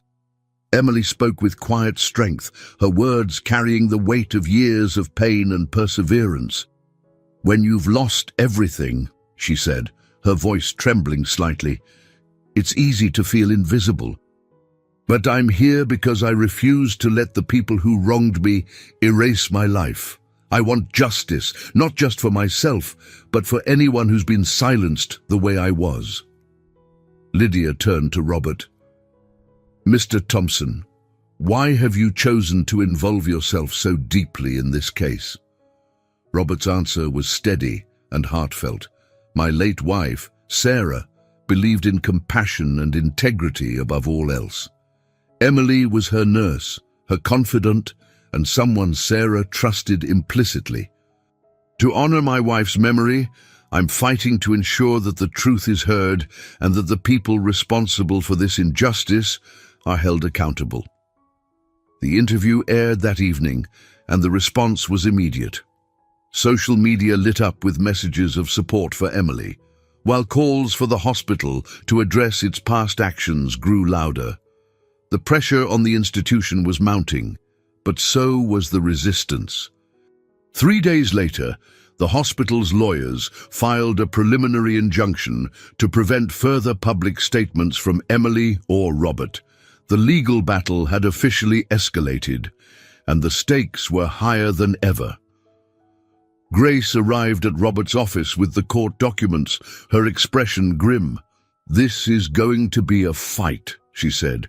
"They're trying to paint us as reckless and malicious, but we have the evidence to prove otherwise. It's just a matter of getting it in front of the right people." Robert sat silently for a moment, the weight of the situation pressing on him. Then he looked up, his expression resolute. "We've come too far to back down now. Let's prepare for the fight of our lives." As Emily sat in the shelter that night, staring at the court documents, she felt a surge of conflicting emotions, fear, anger, and a small but growing sense of hope. For the first time in years, she wasn't fighting alone, and for the first time, she believed that maybe, just maybe, she could win.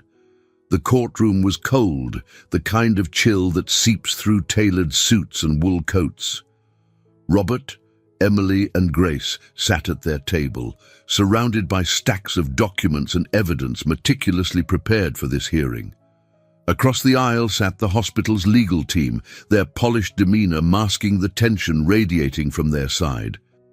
The judge, a stern woman in her 50s, called the court to order. Her sharp gaze swept the room as she summarized the matter at hand. The hospital's motion for an injunction to silence public discussion of Emily's case. Robert knew this wasn't just about the law, it was a test of their will to continue the fight. The hospital's lead attorney rose first, a silver-haired man whose voice carried the practiced ease of someone used to command. He argued that the public narrative created by Emily and Robert was damaging the hospital's reputation and undermining the credibility of its current administration.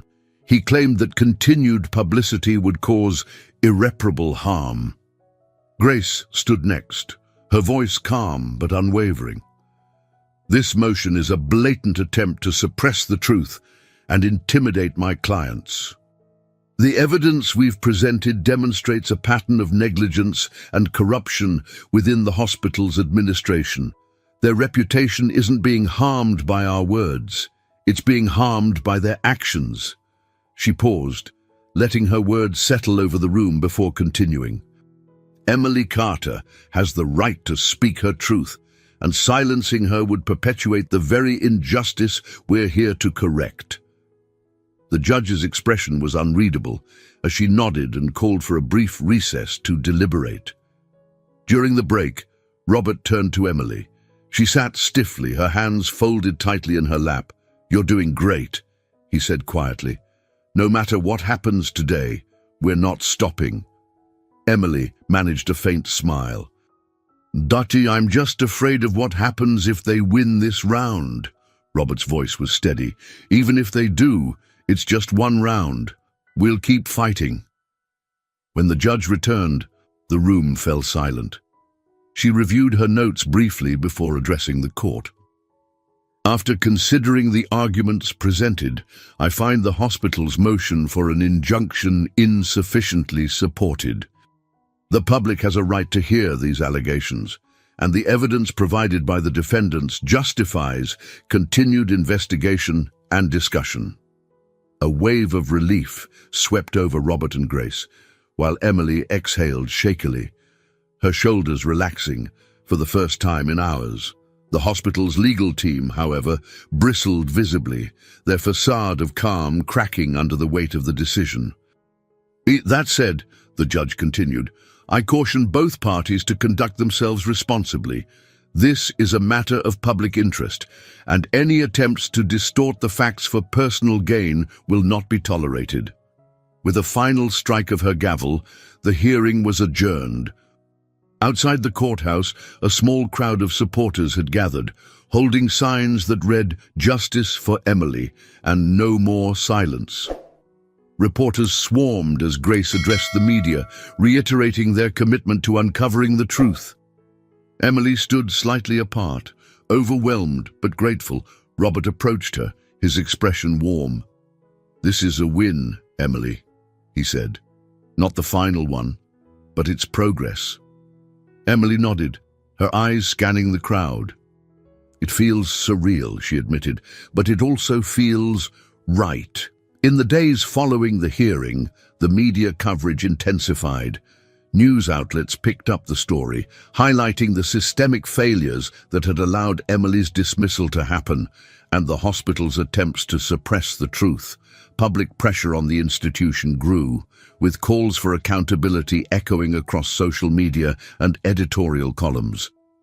The hospital responded with carefully crafted statements, emphasizing their commitment to transparency, while distancing themselves from the actions of past administrations. Behind the scenes, however, their legal team redoubled their efforts to discredit Emily and those supporting her.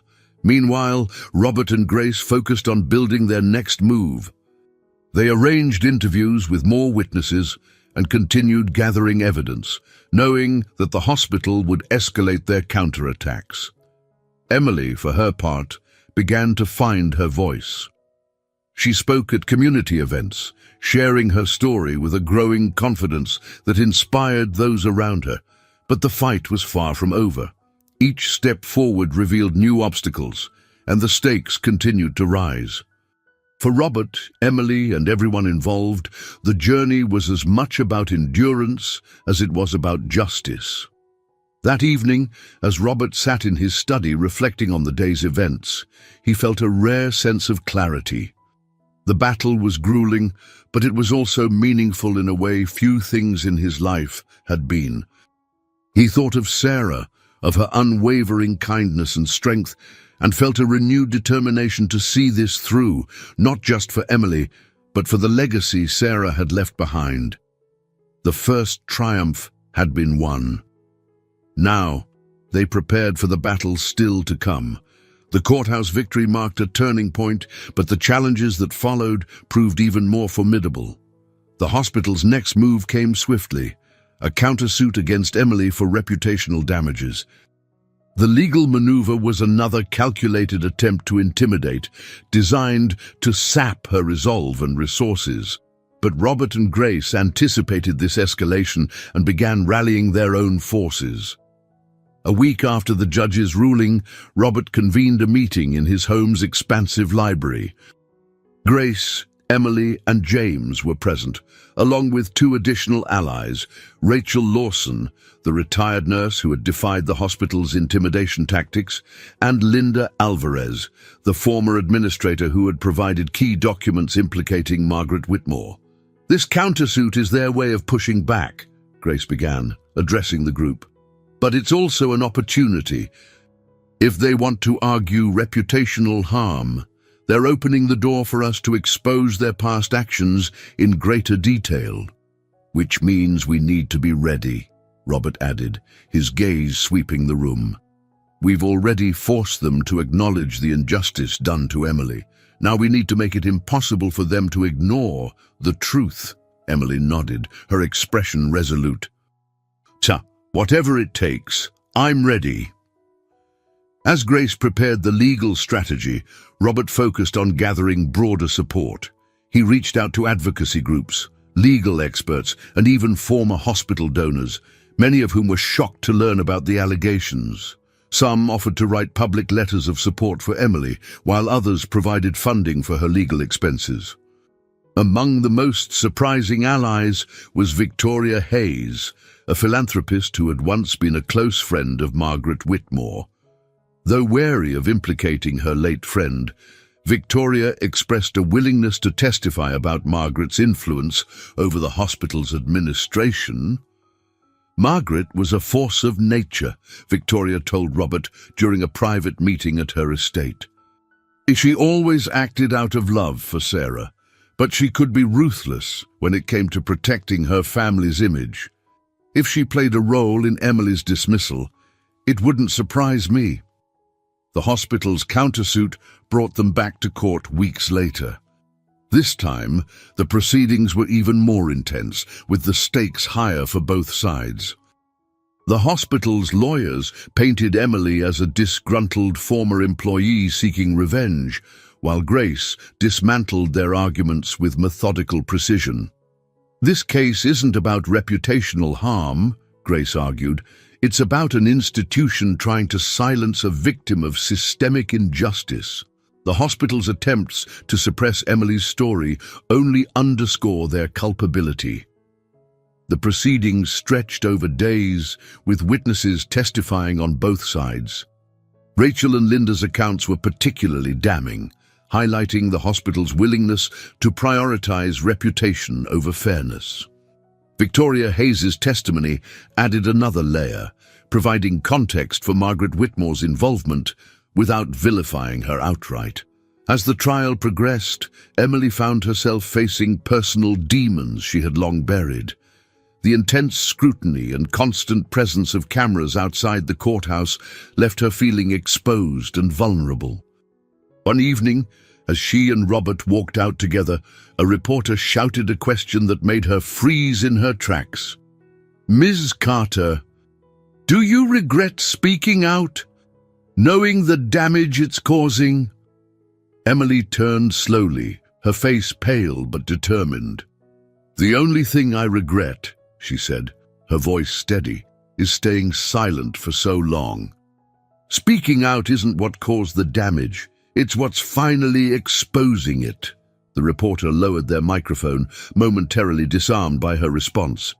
Robert placed a supportive hand on her back, guiding her through the crowd. That night, Robert and Emily shared a quiet dinner at his home, a reprieve from the whirlwind of the courtroom.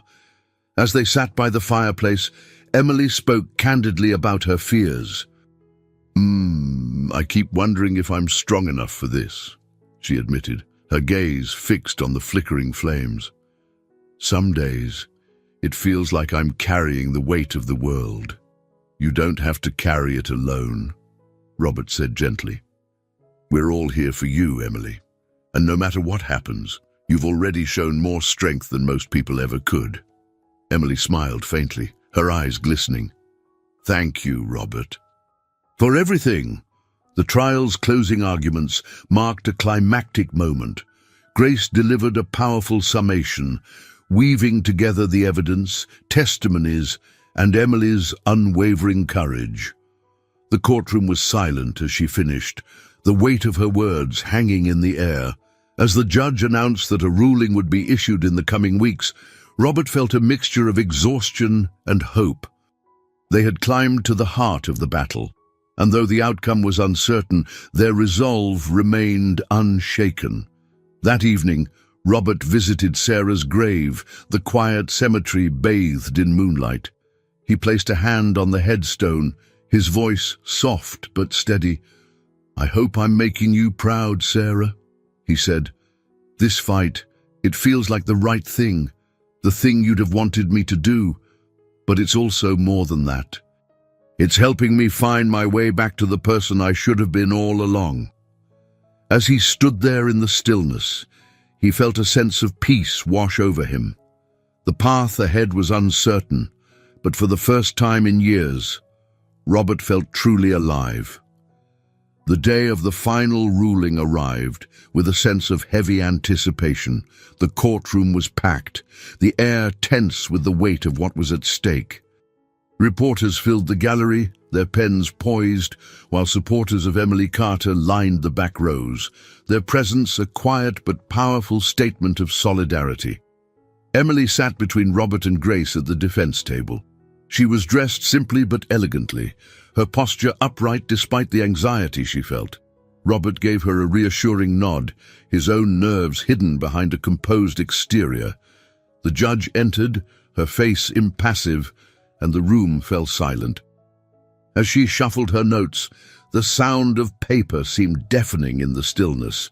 "The matter before this court," the judge began, her voice measured, "concerns allegations of systemic negligence and institutional corruption, countered by claims of defamation and reputational harm. After reviewing the evidence and hearing testimony from both sides, I have reached a decision." The room seemed to hold its collective breath. Mrs. Carter's dismissal from Westwood Hospital was influenced by factors unrelated to the theft allegations and was handled in a manner inconsistent with fairness and due process. Furthermore, evidence presented demonstrates a pattern of undue influence exerted by external parties, notably Margaret Whitmore, on the hospital's decision-making. Robert closed his eyes briefly, a wave of relief washing over him. The judge continued, However, while the hospital's actions were unethical, there is insufficient basis to claim they acted with malice in this case. As such, their countersuit for reputational harm is dismissed, but no punitive damages will be awarded to the plaintiff. The ruling was both a vindication and a limitation. Emily's name was cleared, and the hospital's culpability acknowledged, but the lack of punitive damages left a bittersweet taste. Outside the courthouse, the crowd erupted into applause as Emily, Robert, and Grace emerged. Cameras flashed, and microphones were thrust toward them as reporters shouted questions. Emily stepped forward, her voice steady despite the chaos. "Today's ruling is a victory, not just for me, but for anyone who has been silenced by powerful institutions. My fight isn't over, and I will continue to speak out for those who can't." The applause swelled, and Robert watched with pride as Emily stood tall, her resilience shining through. That evening, Robert hosted a small gathering at his home to celebrate. The atmosphere was warm and reflective, a mixture of relief and determination. Emily, Grace, James, Rachel, and Linda were all present, their bond strengthened by the battle they had fought together. As the evening wore on, Robert raised a glass. "To Emily," he said, his voice filled with emotion, "for her courage, her strength, and her unwavering commitment to the truth. You've shown us all what it means to fight for what's right." Emily smiled, tears glistening in her eyes as everyone toasted. "And to all of you," she said, her voice breaking slightly, "for believing in me when I couldn't believe in myself. I'll never forget what you've done for me." Later, as the party wound down, Robert found himself alone with James in the quiet of the study. "You did it, Dad," James said, his voice filled with admiration. "You gave her back her dignity. Mom would be proud." Robert nodded, his throat tightening. "It wasn't just about Emily, James. It was about honoring your mother's legacy, about doing what I should have done a long time ago." James placed a hand on his father's shoulder. "You've done more than honor her legacy. You've created one of your own." As Robert sat by the fire that night, his thoughts drifted to Sarah. He felt her presence more acutely than ever, her compassion and strength guiding him through the choices he had made. For the first time in years, he felt at peace, not just with her memory, but with himself. The fight wasn't over, but the tide had turned. Emily's story was no longer a secret buried in the past. It was a beacon for others seeking justice. And for Robert, it was a reminder that redemption wasn't found in grand gestures, but in the quiet, persistent acts of doing what was right. In the weeks following the ruling, life settled into a tentative new rhythm for Emily and Robert. The courtroom battles had concluded, but the journey toward healing and rebuilding was far from over. Public interest in Emily's story persisted, and while the attention brought opportunities, it also carried challenges. Emily found herself navigating a world that had changed in ways she couldn't have imagined. Offers poured in, from advocacy groups, healthcare reform panels, and even publishing houses eager to document her story. While flattered, she hesitated. Sharing her experiences publicly had been cathartic, but she was still processing the toll it had taken on her emotionally. One crisp autumn afternoon, Emily met Robert for coffee at a small, quiet cafe near his home. The air was filled with the faint scent of fallen leaves and the chatter of patrons. Emily stirred her tea absently, her thoughts clearly elsewhere. "You seem distracted," Robert observed, his voice gentle. Emily looked up, offering a faint smile. "It's all overwhelming," she admitted. "People see me as this symbol of resilience, but I still feel like I'm figuring everything out." "That's because you are," Robert said. "Healing takes time, Emily. You don't have to have all the answers right now." She nodded slowly. "It's just strange. For so long, I felt invisible. And now, everyone seems to see me. I don't know how to reconcile the two." Robert leaned forward, his expression earnest. "You don't have to reconcile them. You're allowed to grow into this new chapter at your own pace, and if you need help, you know you have people who care about you." Emily smiled more fully this time, the warmth of his words settling over her. "Thank you, Robert. You've done more for me than I can ever repay." "You don't owe me anything," Robert said firmly. "Oh, seeing you reclaim your life is all the thanks I need." Meanwhile, Robert found himself reflecting deeply on the man he had been and the man he was becoming. His life, once dominated by business deals and material success, had taken on a new focus. Inspired by Emily's courage and Sarah's enduring legacy, he began exploring ways to make a lasting impact. One evening, as he sat in his study reviewing documents for a potential new philanthropic initiative, James called. "Dad," James began, his tone lighter than Robert was used to.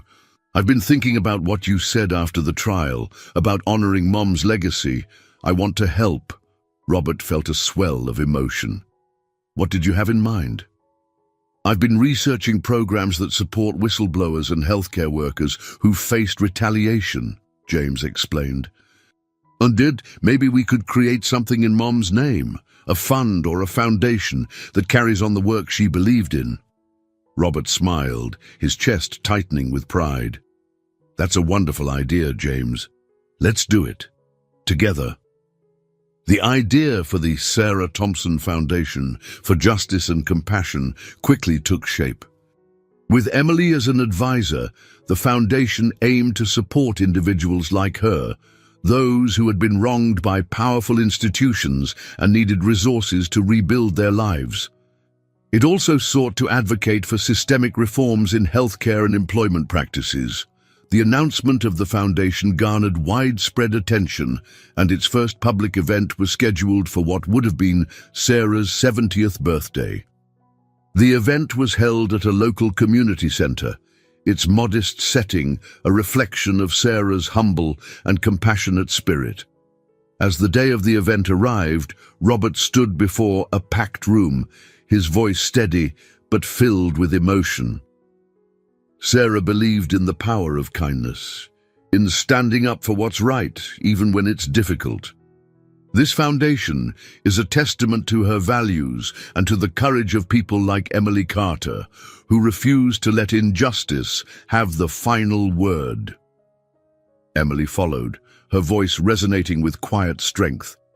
"I used to think my story didn't matter, that I was just one person against a system too big to fight, but this journey has shown me that even one voice can make a difference.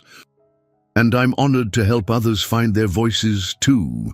The applause that followed was thunderous, and for Robert, it felt like a culmination, not an ending, but a new beginning rooted in purpose and hope. That evening, as Robert walked Emily to her car, she paused, turning to face him. "You've changed my life, Robert. I don't think I'll ever be able to say thank you enough." "You changed your life, Emily," Robert replied. "And I just helped you find the space to do it." They shared a quiet smile before Emily got into her car and drove away, the taillights disappearing into the night. Robert stood for a moment, the cool air brushing against his face, and felt a profound sense of peace. The path had been long and difficult, but it had led him to something far greater than he had ever imagined. In the months following the launch of the Sarah Thompson Foundation for Justice and Compassion, a palpable sense of purpose infused Robert's life. The foundation had become a hub of advocacy and support, with Emily playing a central role as its first formal advisor. Together, they worked to identify individuals and cases that reflected the Foundation's mission, using their combined resources to make a tangible difference. One rainy afternoon, Emily stood in the Foundation's modest office, reviewing a stack of applications for assistance. Each one told a story of struggle: a nurse dismissed for speaking out about unsafe conditions, a single father fired after exposing corruption, a young woman blacklisted for reporting workplace harassment. Emily felt the weight of each story, but also a growing sense of empowerment. She was no longer alone in her fight, and now she could help others find their voices too.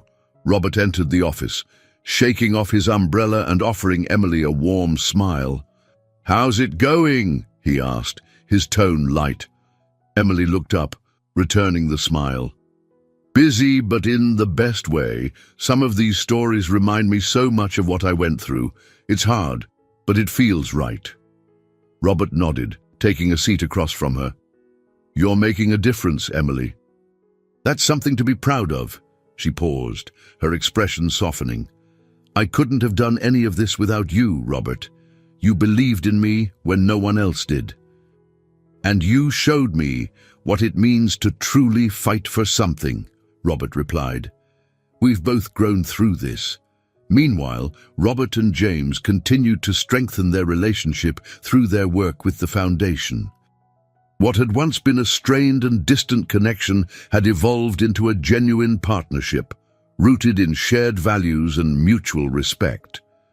During one late-night brainstorming session, James turned to his father, a notebook in hand. "You know, Dad," he said, his tone thoughtful, "I never understood why Mom was so focused on helping others. I thought it was just her nature. But now, seeing what we've built, I realize it was more than that." She saw the bigger picture, the ripple effects of kindness and justice. Robert smiled, a mix of pride and melancholy in his expression. "She did. And I think she'd be proud of what we're doing now." "She would be," James agreed. "And I think she'd be proud of you, too." As the Foundation grew, so did its impact. Media outlets began covering its initiatives, highlighting success stories of individuals who had been helped. One particularly compelling case involved a young nurse who had been dismissed after exposing unsafe practices at her hospital. With the Foundation's support, she won her case and became an advocate for patient safety, her story inspiring others to speak out. Emily took special pride in these successes, often mentoring the people they supported. She found that sharing her experiences not only helped others, but also deepened her own healing. One evening, Emily and Robert attended a gala honoring the Foundation's work. The room was filled with supporters, allies, and individuals whose lives had been transformed by their efforts. As Emily took the stage to deliver a speech, her voice rang out with quiet strength and conviction. "When I first met Robert Thompson, I didn't know what to expect. I was broken, defeated, and unsure of my place in the world. But he reminded me of something I had forgotten, that even the smallest act of kindness can change the course of a life. This foundation is proof of that truth, and I'm honored to stand here tonight, not just as someone who was helped, but as someone who now helps others." The audience erupted in applause, and Robert felt a swell of emotion as he watched Emily. She had come so far from the desperate woman he had first met at the cemetery. Her transformation was a testament to resilience, courage, and the enduring power of hope. As the evening wound down, Robert found himself standing alone by a window, gazing out at the city lights. Emily joined him, a glass of champagne in her hand. "You look deep in thought," she observed. "I'm just reflecting," Robert replied, "on how far we've come, on how much we've both changed." Emily smiled. "It's been a journey, hasn't it? A journey worth every step," Robert said. He turned to her, his expression sincere. "You've taught me so much, Emily, about courage, about forgiveness, and about the importance of standing up for what's right. I'm grateful for that. And I'm grateful for you," Emily said softly. "For everything you've done, for me, for the foundation, for everyone we've helped." They stood in companionable silence for a moment, the weight of their journey balanced by the promise of what lay ahead. That night, as Robert returned home, he stopped by Sarah's grave, placing a single lily on the headstone. "We're making a difference, Sarah," he said quietly. "I hope you see that. And I hope you know how much of this is because of you." The wind rustled the trees gently, as if in response, and Robert felt a deep sense of peace. The road had been long and fraught with challenges, but it had brought him to a place of purpose and renewal, a place where he could finally honor Sarah's legacy and create one of his own. As the Sarah Thompson Foundation for Justice and Compassion gained momentum, Robert, Emily, and their growing network of allies realized their work had sparked a broader conversation. The hospital administration, now under intense scrutiny, issued a carefully worded public statement acknowledging past failings, while asserting that significant reforms had been implemented in the years since Emily's dismissal. The statement, while ostensibly conciliatory, struck Robert as insufficient and evasive. It offered no direct apology to Emily and no admission of the systemic flaws that had enabled the injustice. To him, it was clear. The fight wasn't over. One morning, as Robert and Grace reviewed the hospital's statement in his study, Emily arrived, holding a letter she had received anonymously. Her expression was a mix of curiosity and concern. "And it's from someone claiming to be a former hospital employee," Emily said, handing the letter to Robert. "They say they have information that could help us, but they're afraid to come forward." Robert scanned the letter. It was unsigned but detailed, referencing internal communications and decisions from the time of Emily's dismissal. The writer claimed to have access to documents that directly implicated high-ranking officials, including Dr. Martin Reed, in a deliberate effort to scapegoat her. Grace's eyes narrowed as she read over Robert's shoulder. "If this is legitimate, it could be the key to exposing everything." "But how do we reach this person?" Robert asked. "They're clearly scared." "There's an email address included," Emily said. "I think they want to help. They just need reassurance." That evening, Grace crafted a carefully worded email, urging the whistleblower to meet with them under conditions of complete anonymity and safety. Days passed with no response, and tension mounted as they waited. Then, finally, a reply came, a simple message agreeing to meet at a neutral location. The meeting took place in a small, dimly lit cafe on the outskirts of the city. Robert, Grace, and Emily arrived early, choosing a table near the back. The whistleblower, a middle-aged woman with nervous eyes and a hesitant demeanor, arrived shortly after and clutching a worn briefcase. "My name is Hannah," she said quietly, sliding into the seat across from them. I used to work in the hospital's records department. I've kept some things over the years, things I couldn't let go of because they felt wrong. She opened the briefcase, revealing folders filled with memos, emails, and handwritten notes. As Grace sifted through the documents, her expression shifted from curiosity to astonishment. "This is damning," Grace said. "It shows clear coordination between Dr. Reed, the administration, and key donors, including Margaret Whitmore, to frame Emily and protect the hospital's reputation." Emily stared at the documents, her emotions a mix of vindication and anger. "Why didn't you come forward sooner?" she asked, her voice trembling. Hannah looked down, her hands clasped tightly. "I was afraid. People like Dr. Reed had power, and I didn't. But when I saw your story in the news, I knew I couldn't stay silent anymore." Robert reached across the table, his voice steady. "You've done the right thing, Hannah. This could change everything." With Hannah's documents in hand, Grace began assembling a case that would not only clear Emily's name entirely, but also force the hospital to reckon with its actions. The evidence was overwhelming, but the stakes were higher than ever. They knew the hospital would fight back with every resource at its disposal. As they prepared for the next legal battle, Robert found himself reflecting on how far they had come. One evening, as he and Emily walked through the Foundation's office, he turned to her. "You've been incredible through all of this," he said. "I don't know if I could have endured what you have." Emily smiled faintly. "I didn't think I could either. But having people like you and Grace in my corner made all the difference." "We're not done yet," Robert said. "But no matter what happens, you've already won. You've reclaimed your life, your story." Emily's smile widened. "And that's thanks to you." As the final court date loomed, Robert and Emily stood together at Sarah's grave. The cemetery was quiet, the air crisp with the promise of winter.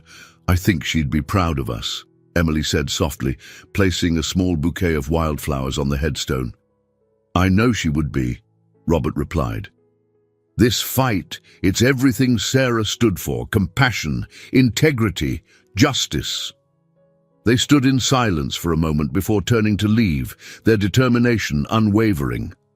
The next chapter of their battle awaited, and they were ready to face it, together. The courtroom was more crowded than ever. The tension in the air was palpable as Robert, Emily, and their team took their places. This final confrontation wasn't just about Emily. It had become a public reckoning for the hospital and its legacy of systemic failure. Supporters, reporters, and even skeptics filled the gallery, eager to see the outcome. Hannah, the whistleblower, sat quietly beside Grace, her hands folded tightly in her lap. Her bravery in coming forward had tipped the scales in their favor, but the risk she had taken was evident in her nervous demeanor. Robert placed a reassuring hand on her shoulder before the proceedings began. The hospital's legal team opened aggressively, reiterating their position that the administration at the time had acted in good faith. Their arguments were polished and meticulous, but lacked the weight of the evidence Robert's team now held. Grace stood to deliver their counter-argument, her voice steady and commanding. "The evidence we present today paints a clear and damning picture, a deliberate and coordinated effort by Westwood Hospital's leadership to sacrifice one individual's career in order to shield themselves from accountability. This was not negligence, it was a calculated act." As she spoke, she presented the memos and emails provided by Hannah, connecting each piece of evidence to the decisions made by the hospital's former administrators. The gallery murmured as the full extent of the cover-up became clear. Hannah took the stand next, her voice trembling but resolute. She recounted her time at the hospital, her observations of the decisions being made, and the fear that had kept her silent for so long. "I knew what they were doing was wrong," she said, her voice breaking, "but I was just a clerk. They had power, and I didn't. I'm here today because I can't live with that guilt anymore." Emily watched from her seat, tears in her eyes. Hearing Hannah's testimony was both painful and validating. The truth was finally being acknowledged in a way it never had been before. The final testimony came from Emily herself. Grace had prepared her for the moment, but as she took the stand, Emily relied on her own strength. She spoke about her career, her dedication to nursing, and the devastating impact of her dismissal. "I loved my work," Emily said, her voice steady despite the emotions roiling within her. "I loved my patients. Being a nurse wasn't just a job, it was who I was. Losing that wasn't just a professional blow, it was a personal one. And for 20 years, I've lived with the shadow of something I didn't do, wondering if I would ever get the chance to tell my story." She paused, her gaze sweeping the room. "Today, I'm here to reclaim my voice, to say that I deserve better, that everyone deserves better." The gallery erupted into applause, despite the judge's attempts to maintain order. Emily stepped down from the stand, her shoulders squared and her chin held high. The judge took several hours to deliberate. The wait was excruciating, but when she finally returned, the courtroom fell silent. In reviewing the evidence and testimony presented, the judge began, "This court finds that Westwood Hospital acted unethically and unjustly in its dismissal of Emily Carter. Furthermore, the involvement of external parties, including prominent donors, constitutes a breach of both ethical and legal standards." The judge paused, her gaze sweeping the room. "The court orders that the hospital issue a formal and public apology to Ms. Carter, provide financial restitution for the loss of her career, and implement measures to ensure such injustices cannot occur again. Additionally, this case will be referred to the appropriate regulatory bodies for further investigation into the hospital's practices." A wave of relief and triumph swept through the courtroom. Emily turned to Robert, her eyes glistening with tears. "We did it," she whispered. "No," Robert said with a warm smile. "You did it." Outside the courthouse, the crowd erupted in cheers as Emily and Robert emerged. Reporters jostled for quotes, but Emily's statement was simple and powerful. "This victory is not just mine," she said. "It's for everyone who has ever been silenced, overlooked, or wronged. The fight for justice doesn't end here, but today we've taken a step forward." That evening, Robert and Emily returned to the Foundation's office, where their closest supporters had gathered to celebrate. The atmosphere was jubilant, but also reflective. For Robert, the day's events felt like a culmination, not just of their battle, but of his own journey toward redemption. As the celebration wound down, Robert found a quiet moment with Emily. "How does it feel?" he asked. "Like I can finally breathe again," she replied, her voice soft. "Like I'm free." "You've earned it," Robert said, "and you've inspired so many others along the way." Emily smiled, a mixture of gratitude and pride. "I couldn't have done it without you, without all of you." That night, as Robert stood alone in his study, he looked at the photograph of Sarah on his desk. "We did it, Sarah," he said quietly. "We honored your legacy, and in doing so, I think I've finally found my own." The room was silent, but Robert felt a profound sense of peace. The battle had been won, but the journey wasn't over. Together, he and Emily would continue to fight for justice, carrying forward the lessons of their shared journey and the enduring light of Sarah's memory. In the weeks following the court's decision, the ripple effects of the victory spread far and wide. Westwood Hospital's public apology to Emily Carter was broadcast nationwide, and its pledge to reform internal practices became a focal point of the media's scrutiny. The hospital's reputation, once shielded by its influence and affluence, was now firmly tethered to its commitment to change. For Emily, the public acknowledgement was more than symbolic. It was the restoration of her dignity, her truth, and the career that had been unjustly taken from her. The financial restitution she received was substantial, enough to secure her son's medical care and rebuild a life she had thought lost.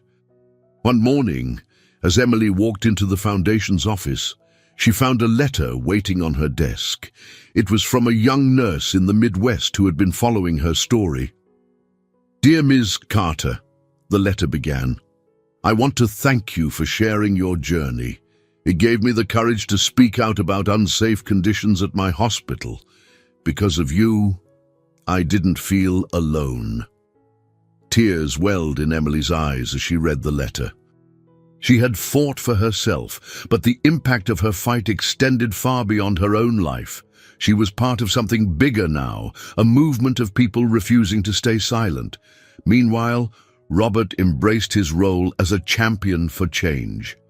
The Sarah Thompson Foundation for Justice and Compassion flourished under his leadership, supporting whistleblowers, advocating for reforms, and offering resources to those in need. The foundation's success was a testament to the vision he and Emily had shared, a vision rooted in Sarah's legacy. One evening, Robert and James sat in the foundation's conference room, reviewing plans for their next major initiative. James had fully embraced his role as co-leader, his passion for the cause reigniting a sense of purpose in his life. "You know, Dad," James said, looking up from the plans, "I used to think you were more focused on preserving the past than building something new. But now I see it was never about the past. It was about what the past could teach us about the future." Robert smiled, a deep sense of pride swelling in his chest. "Your mother taught me that," he said, "and now I see it in you." As the seasons changed, so did the lives of those touched by the foundation's work. Emily continued to mentor individuals who reached out for help, her voice a source of strength and encouragement. She also began speaking at events nationwide, sharing her story to inspire others to stand up for what was right. Robert, too, found himself transformed. His once structured life of boardrooms and business deals had given way to a journey of compassion and purpose.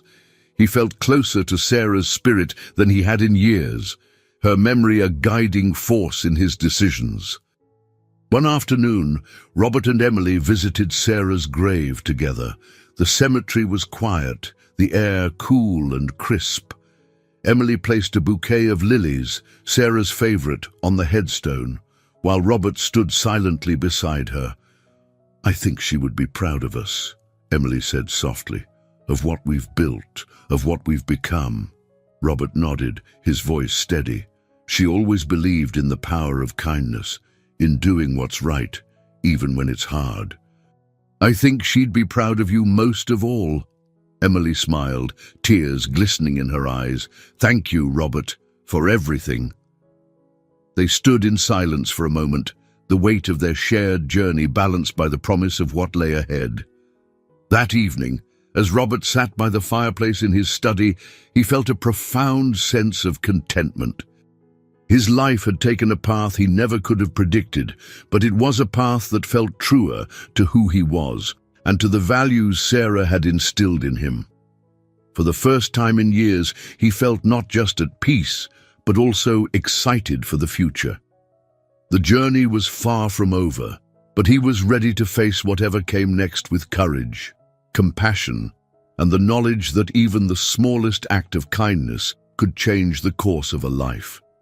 The anniversary of the Sarah Thompson Foundation for Justice and Compassion's establishment approached with a flurry of preparation. In just 1 year, the foundation had accomplished more than Robert could have imagined.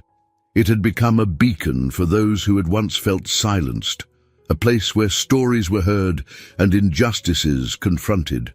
On the evening of the foundation's gala, held in the grand ballroom of the city's civic center, the air buzzed with anticipation. The room was filled with advocates, allies, and those whose lives had been touched by the foundation's work. The stage, framed by banners bearing Sarah's name, was illuminated by soft golden lights. Robert stood near the back of the room, watching as guests mingled and shared stories of hope and resilience. He felt a deep sense of gratitude, not only for what they had achieved, but also for the people who had made it possible. "Ready to take the stage?" Grace asked, appearing at his side. Her steady guidance had been instrumental in every step of their journey. "More ready than I've ever been," Robert replied with a small smile. As the evening's program began, Emily took the stage first. She wore a simple but elegant dress, her confidence radiating as she addressed the audience. "Good evening," she began, her voice clear and steady. "A year ago, I stood here feeling uncertain and overwhelmed. I didn't know if my story would resonate or if anyone would care. But tonight, as I look out at all of you, I see a community, one that believes in justice, in compassion, and in the power of standing together." She paused, her gaze sweeping the room. "This foundation isn't just about me or even about Sarah Thompson. It's about all of us. It's about the change we can create when we refuse to stay silent." The audience erupted into applause, and Emily stepped back, her face glowing with pride. Robert joined her on stage, taking her hand briefly before turning to the crowd. As Robert spoke, his words carried the weight of his transformation. "This foundation began as a way to honor my wife, Sarah, and her unwavering belief in kindness and integrity. But over the past year, it has become something far greater. It has become a testament to the courage of people like Emily Carter, who refuse to let their voices be silenced." He paused, his voice softening. "Sarah once told me that the greatest gift we can give is to truly see someone, to acknowledge their pain, their struggles, and their worth. Tonight, I see all of you, and I am humbled by what we've built together." The applause was thunderous, and as Robert stepped down from the podium, he felt a sense of fulfillment that was both humbling and exhilarating. The gala ended with a quiet moment of reflection. Robert and Emily stood on the terrace overlooking the city lights, the hum of the event fading into the background. "This feels like the beginning of something," Emily said, her voice tinged with wonder. "It is," Robert replied. "And it's because of you. Your courage sparked all of this." Emily smiled, her eyes bright. "I think it was a spark we shared." As they parted ways that night, Robert walked through the empty ballroom, pausing beneath the banner bearing Sarah's name. He placed a hand on his heart, a silent tribute to the woman who had inspired it all. "Thank you, Sarah," he whispered, "for showing me the way." The path ahead was still uncertain, but for the first time, Robert felt ready to embrace it fully. The foundation's work was far from done, but its impact had already begun to change lives, including his own. Together, they were building something enduring, a legacy of justice, compassion, and hope. Months passed after the gala, and the Sarah Thompson Foundation for Justice and Compassion continued to flourish. Its influence stretched beyond the city, reaching national audiences through partnerships, initiatives, and Emily's increasingly sought-after voice. She became a keynote speaker at conferences, her story igniting change in policies and inspiring others to stand against injustice. One bright morning, Robert walked into the foundation's office, greeted by the hum of activity. Emily was in the conference room with a group of healthcare professionals, discussing a new mentorship program for nurses who had been marginalized or wrongfully terminated. James was in the adjacent room, coordinating a new partnership with a prominent advocacy group. Grace intercepted Robert with a stack of papers, her expression a mix of satisfaction and urgency. "The foundation has officially secured funding for the next 3 years," she said. "And we're growing faster than we ever anticipated." Robert smiled, the news filling him with pride. "That's because what we're doing matters, Grace. It's what Sarah always believed in, creating lasting change." That afternoon, Robert and Emily visited a nearby hospital that had implemented one of the Foundation's pilot programs.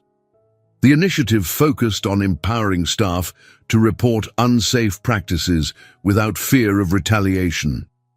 As they toured the facility, they met nurses, doctors, and administrators who spoke passionately about the difference the program was making. One nurse, a young woman named Carla, approached Emily with tears in her eyes. "Your story gave me the courage to speak up," she said. "I was scared, but knowing what you went through made me realize I wasn't alone. Thank you." Emily squeezed Carla's hand, her own eyes brimming with emotion. "You're stronger than you know," she said. "Keep fighting for what's right." As they left the hospital, Robert turned to Emily. "Moments like that," he said, "remind me why we're doing this. It's not just about justice, it's about hope."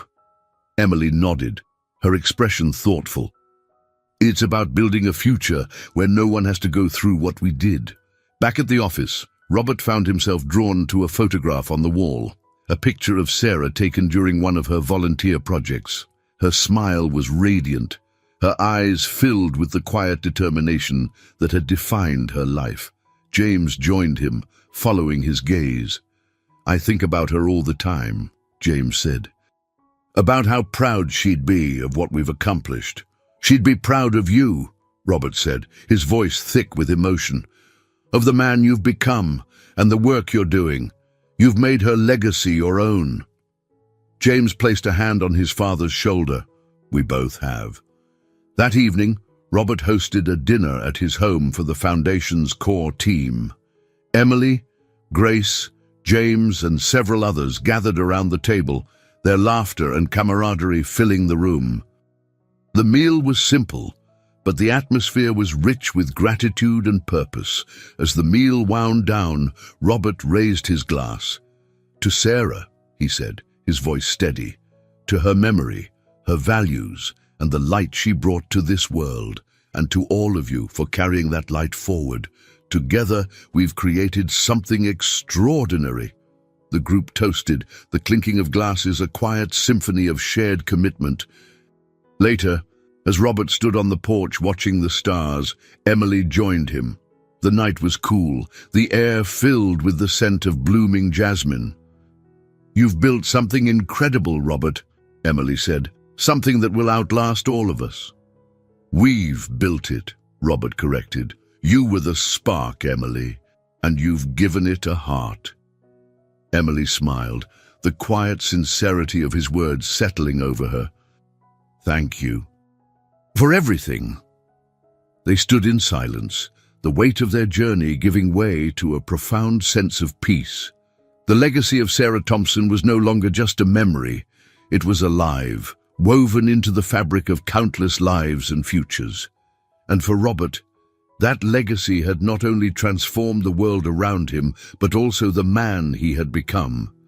The Foundation's work continued to grow in the years that followed, and its name became synonymous with justice and compassion. The lives it touched were innumerable, and the changes it inspired rippled across industries and communities. But for Robert, Emily, and those closest to the Foundation, it was the personal transformations that defined their journey. One golden autumn afternoon, Robert visited Sarah's grave, a ritual that had become less solemn and more reflective over the years. The cemetery was quiet, bathed in warm light as the leaves fell gently around him. He brought with him a small plaque, an addition he had commissioned for her headstone. He knelt by her grave, placing the plaque at the base. It read, "Your light continues to guide us." "I hope you see this, Sarah," he said softly. "Everything we've done, every life we've touched, it's because of you, because of the way you lived and the way you loved."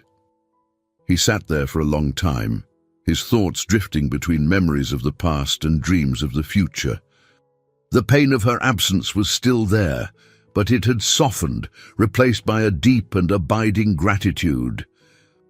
Back at the Foundation's office, Emily prepared for her final meeting of the day.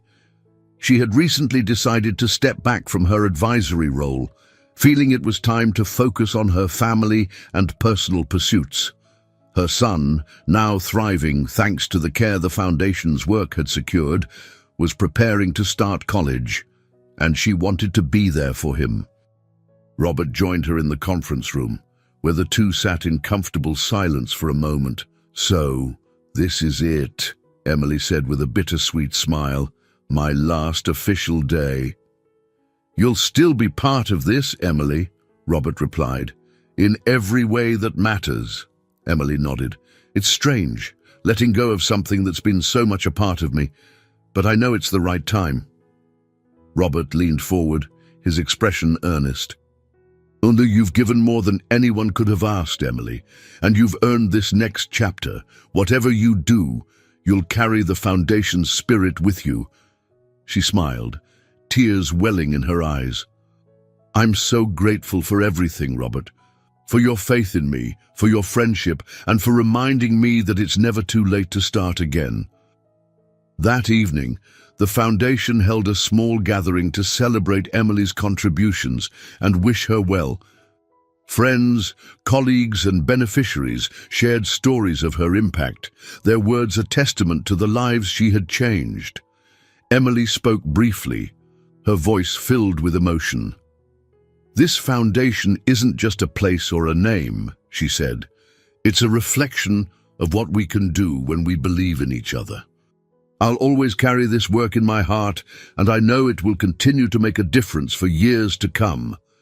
The applause that followed was thunderous, and as Robert watched Emily standing there, surrounded by people whose lives she had touched, he felt an overwhelming sense of pride and gratitude.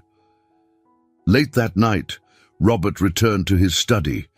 The room was quiet, the only sound the faint rustle of the wind outside. He poured himself a glass of wine and sat by the fire, reflecting on the journey that had brought him to this moment. He thought of Sarah, of her quiet strength and boundless compassion. He thought of Emily, of her courage and resilience. And he thought of himself, not as the man he had been, but as the man he had become. For the first time in years, Robert felt truly at peace. The foundation was thriving, the legacy of Sarah Thompson shining brighter than ever. And though the future was uncertain, he knew he would face it with an open heart and a renewed sense of purpose. The journey had not been easy, but it had been worth every step. Together, they had built something extraordinary, a testament to the power of kindness, justice, and the enduring light of those who inspire us to be better. And in that quiet moment, Robert whispered a final message to the woman who had started it all. "Thank you, Sarah, for everything." I hope you enjoyed today's story. Subscribe to the channel so you don't miss more stories like this. Leave a like and comment below what you thought of the story. See you in the next video.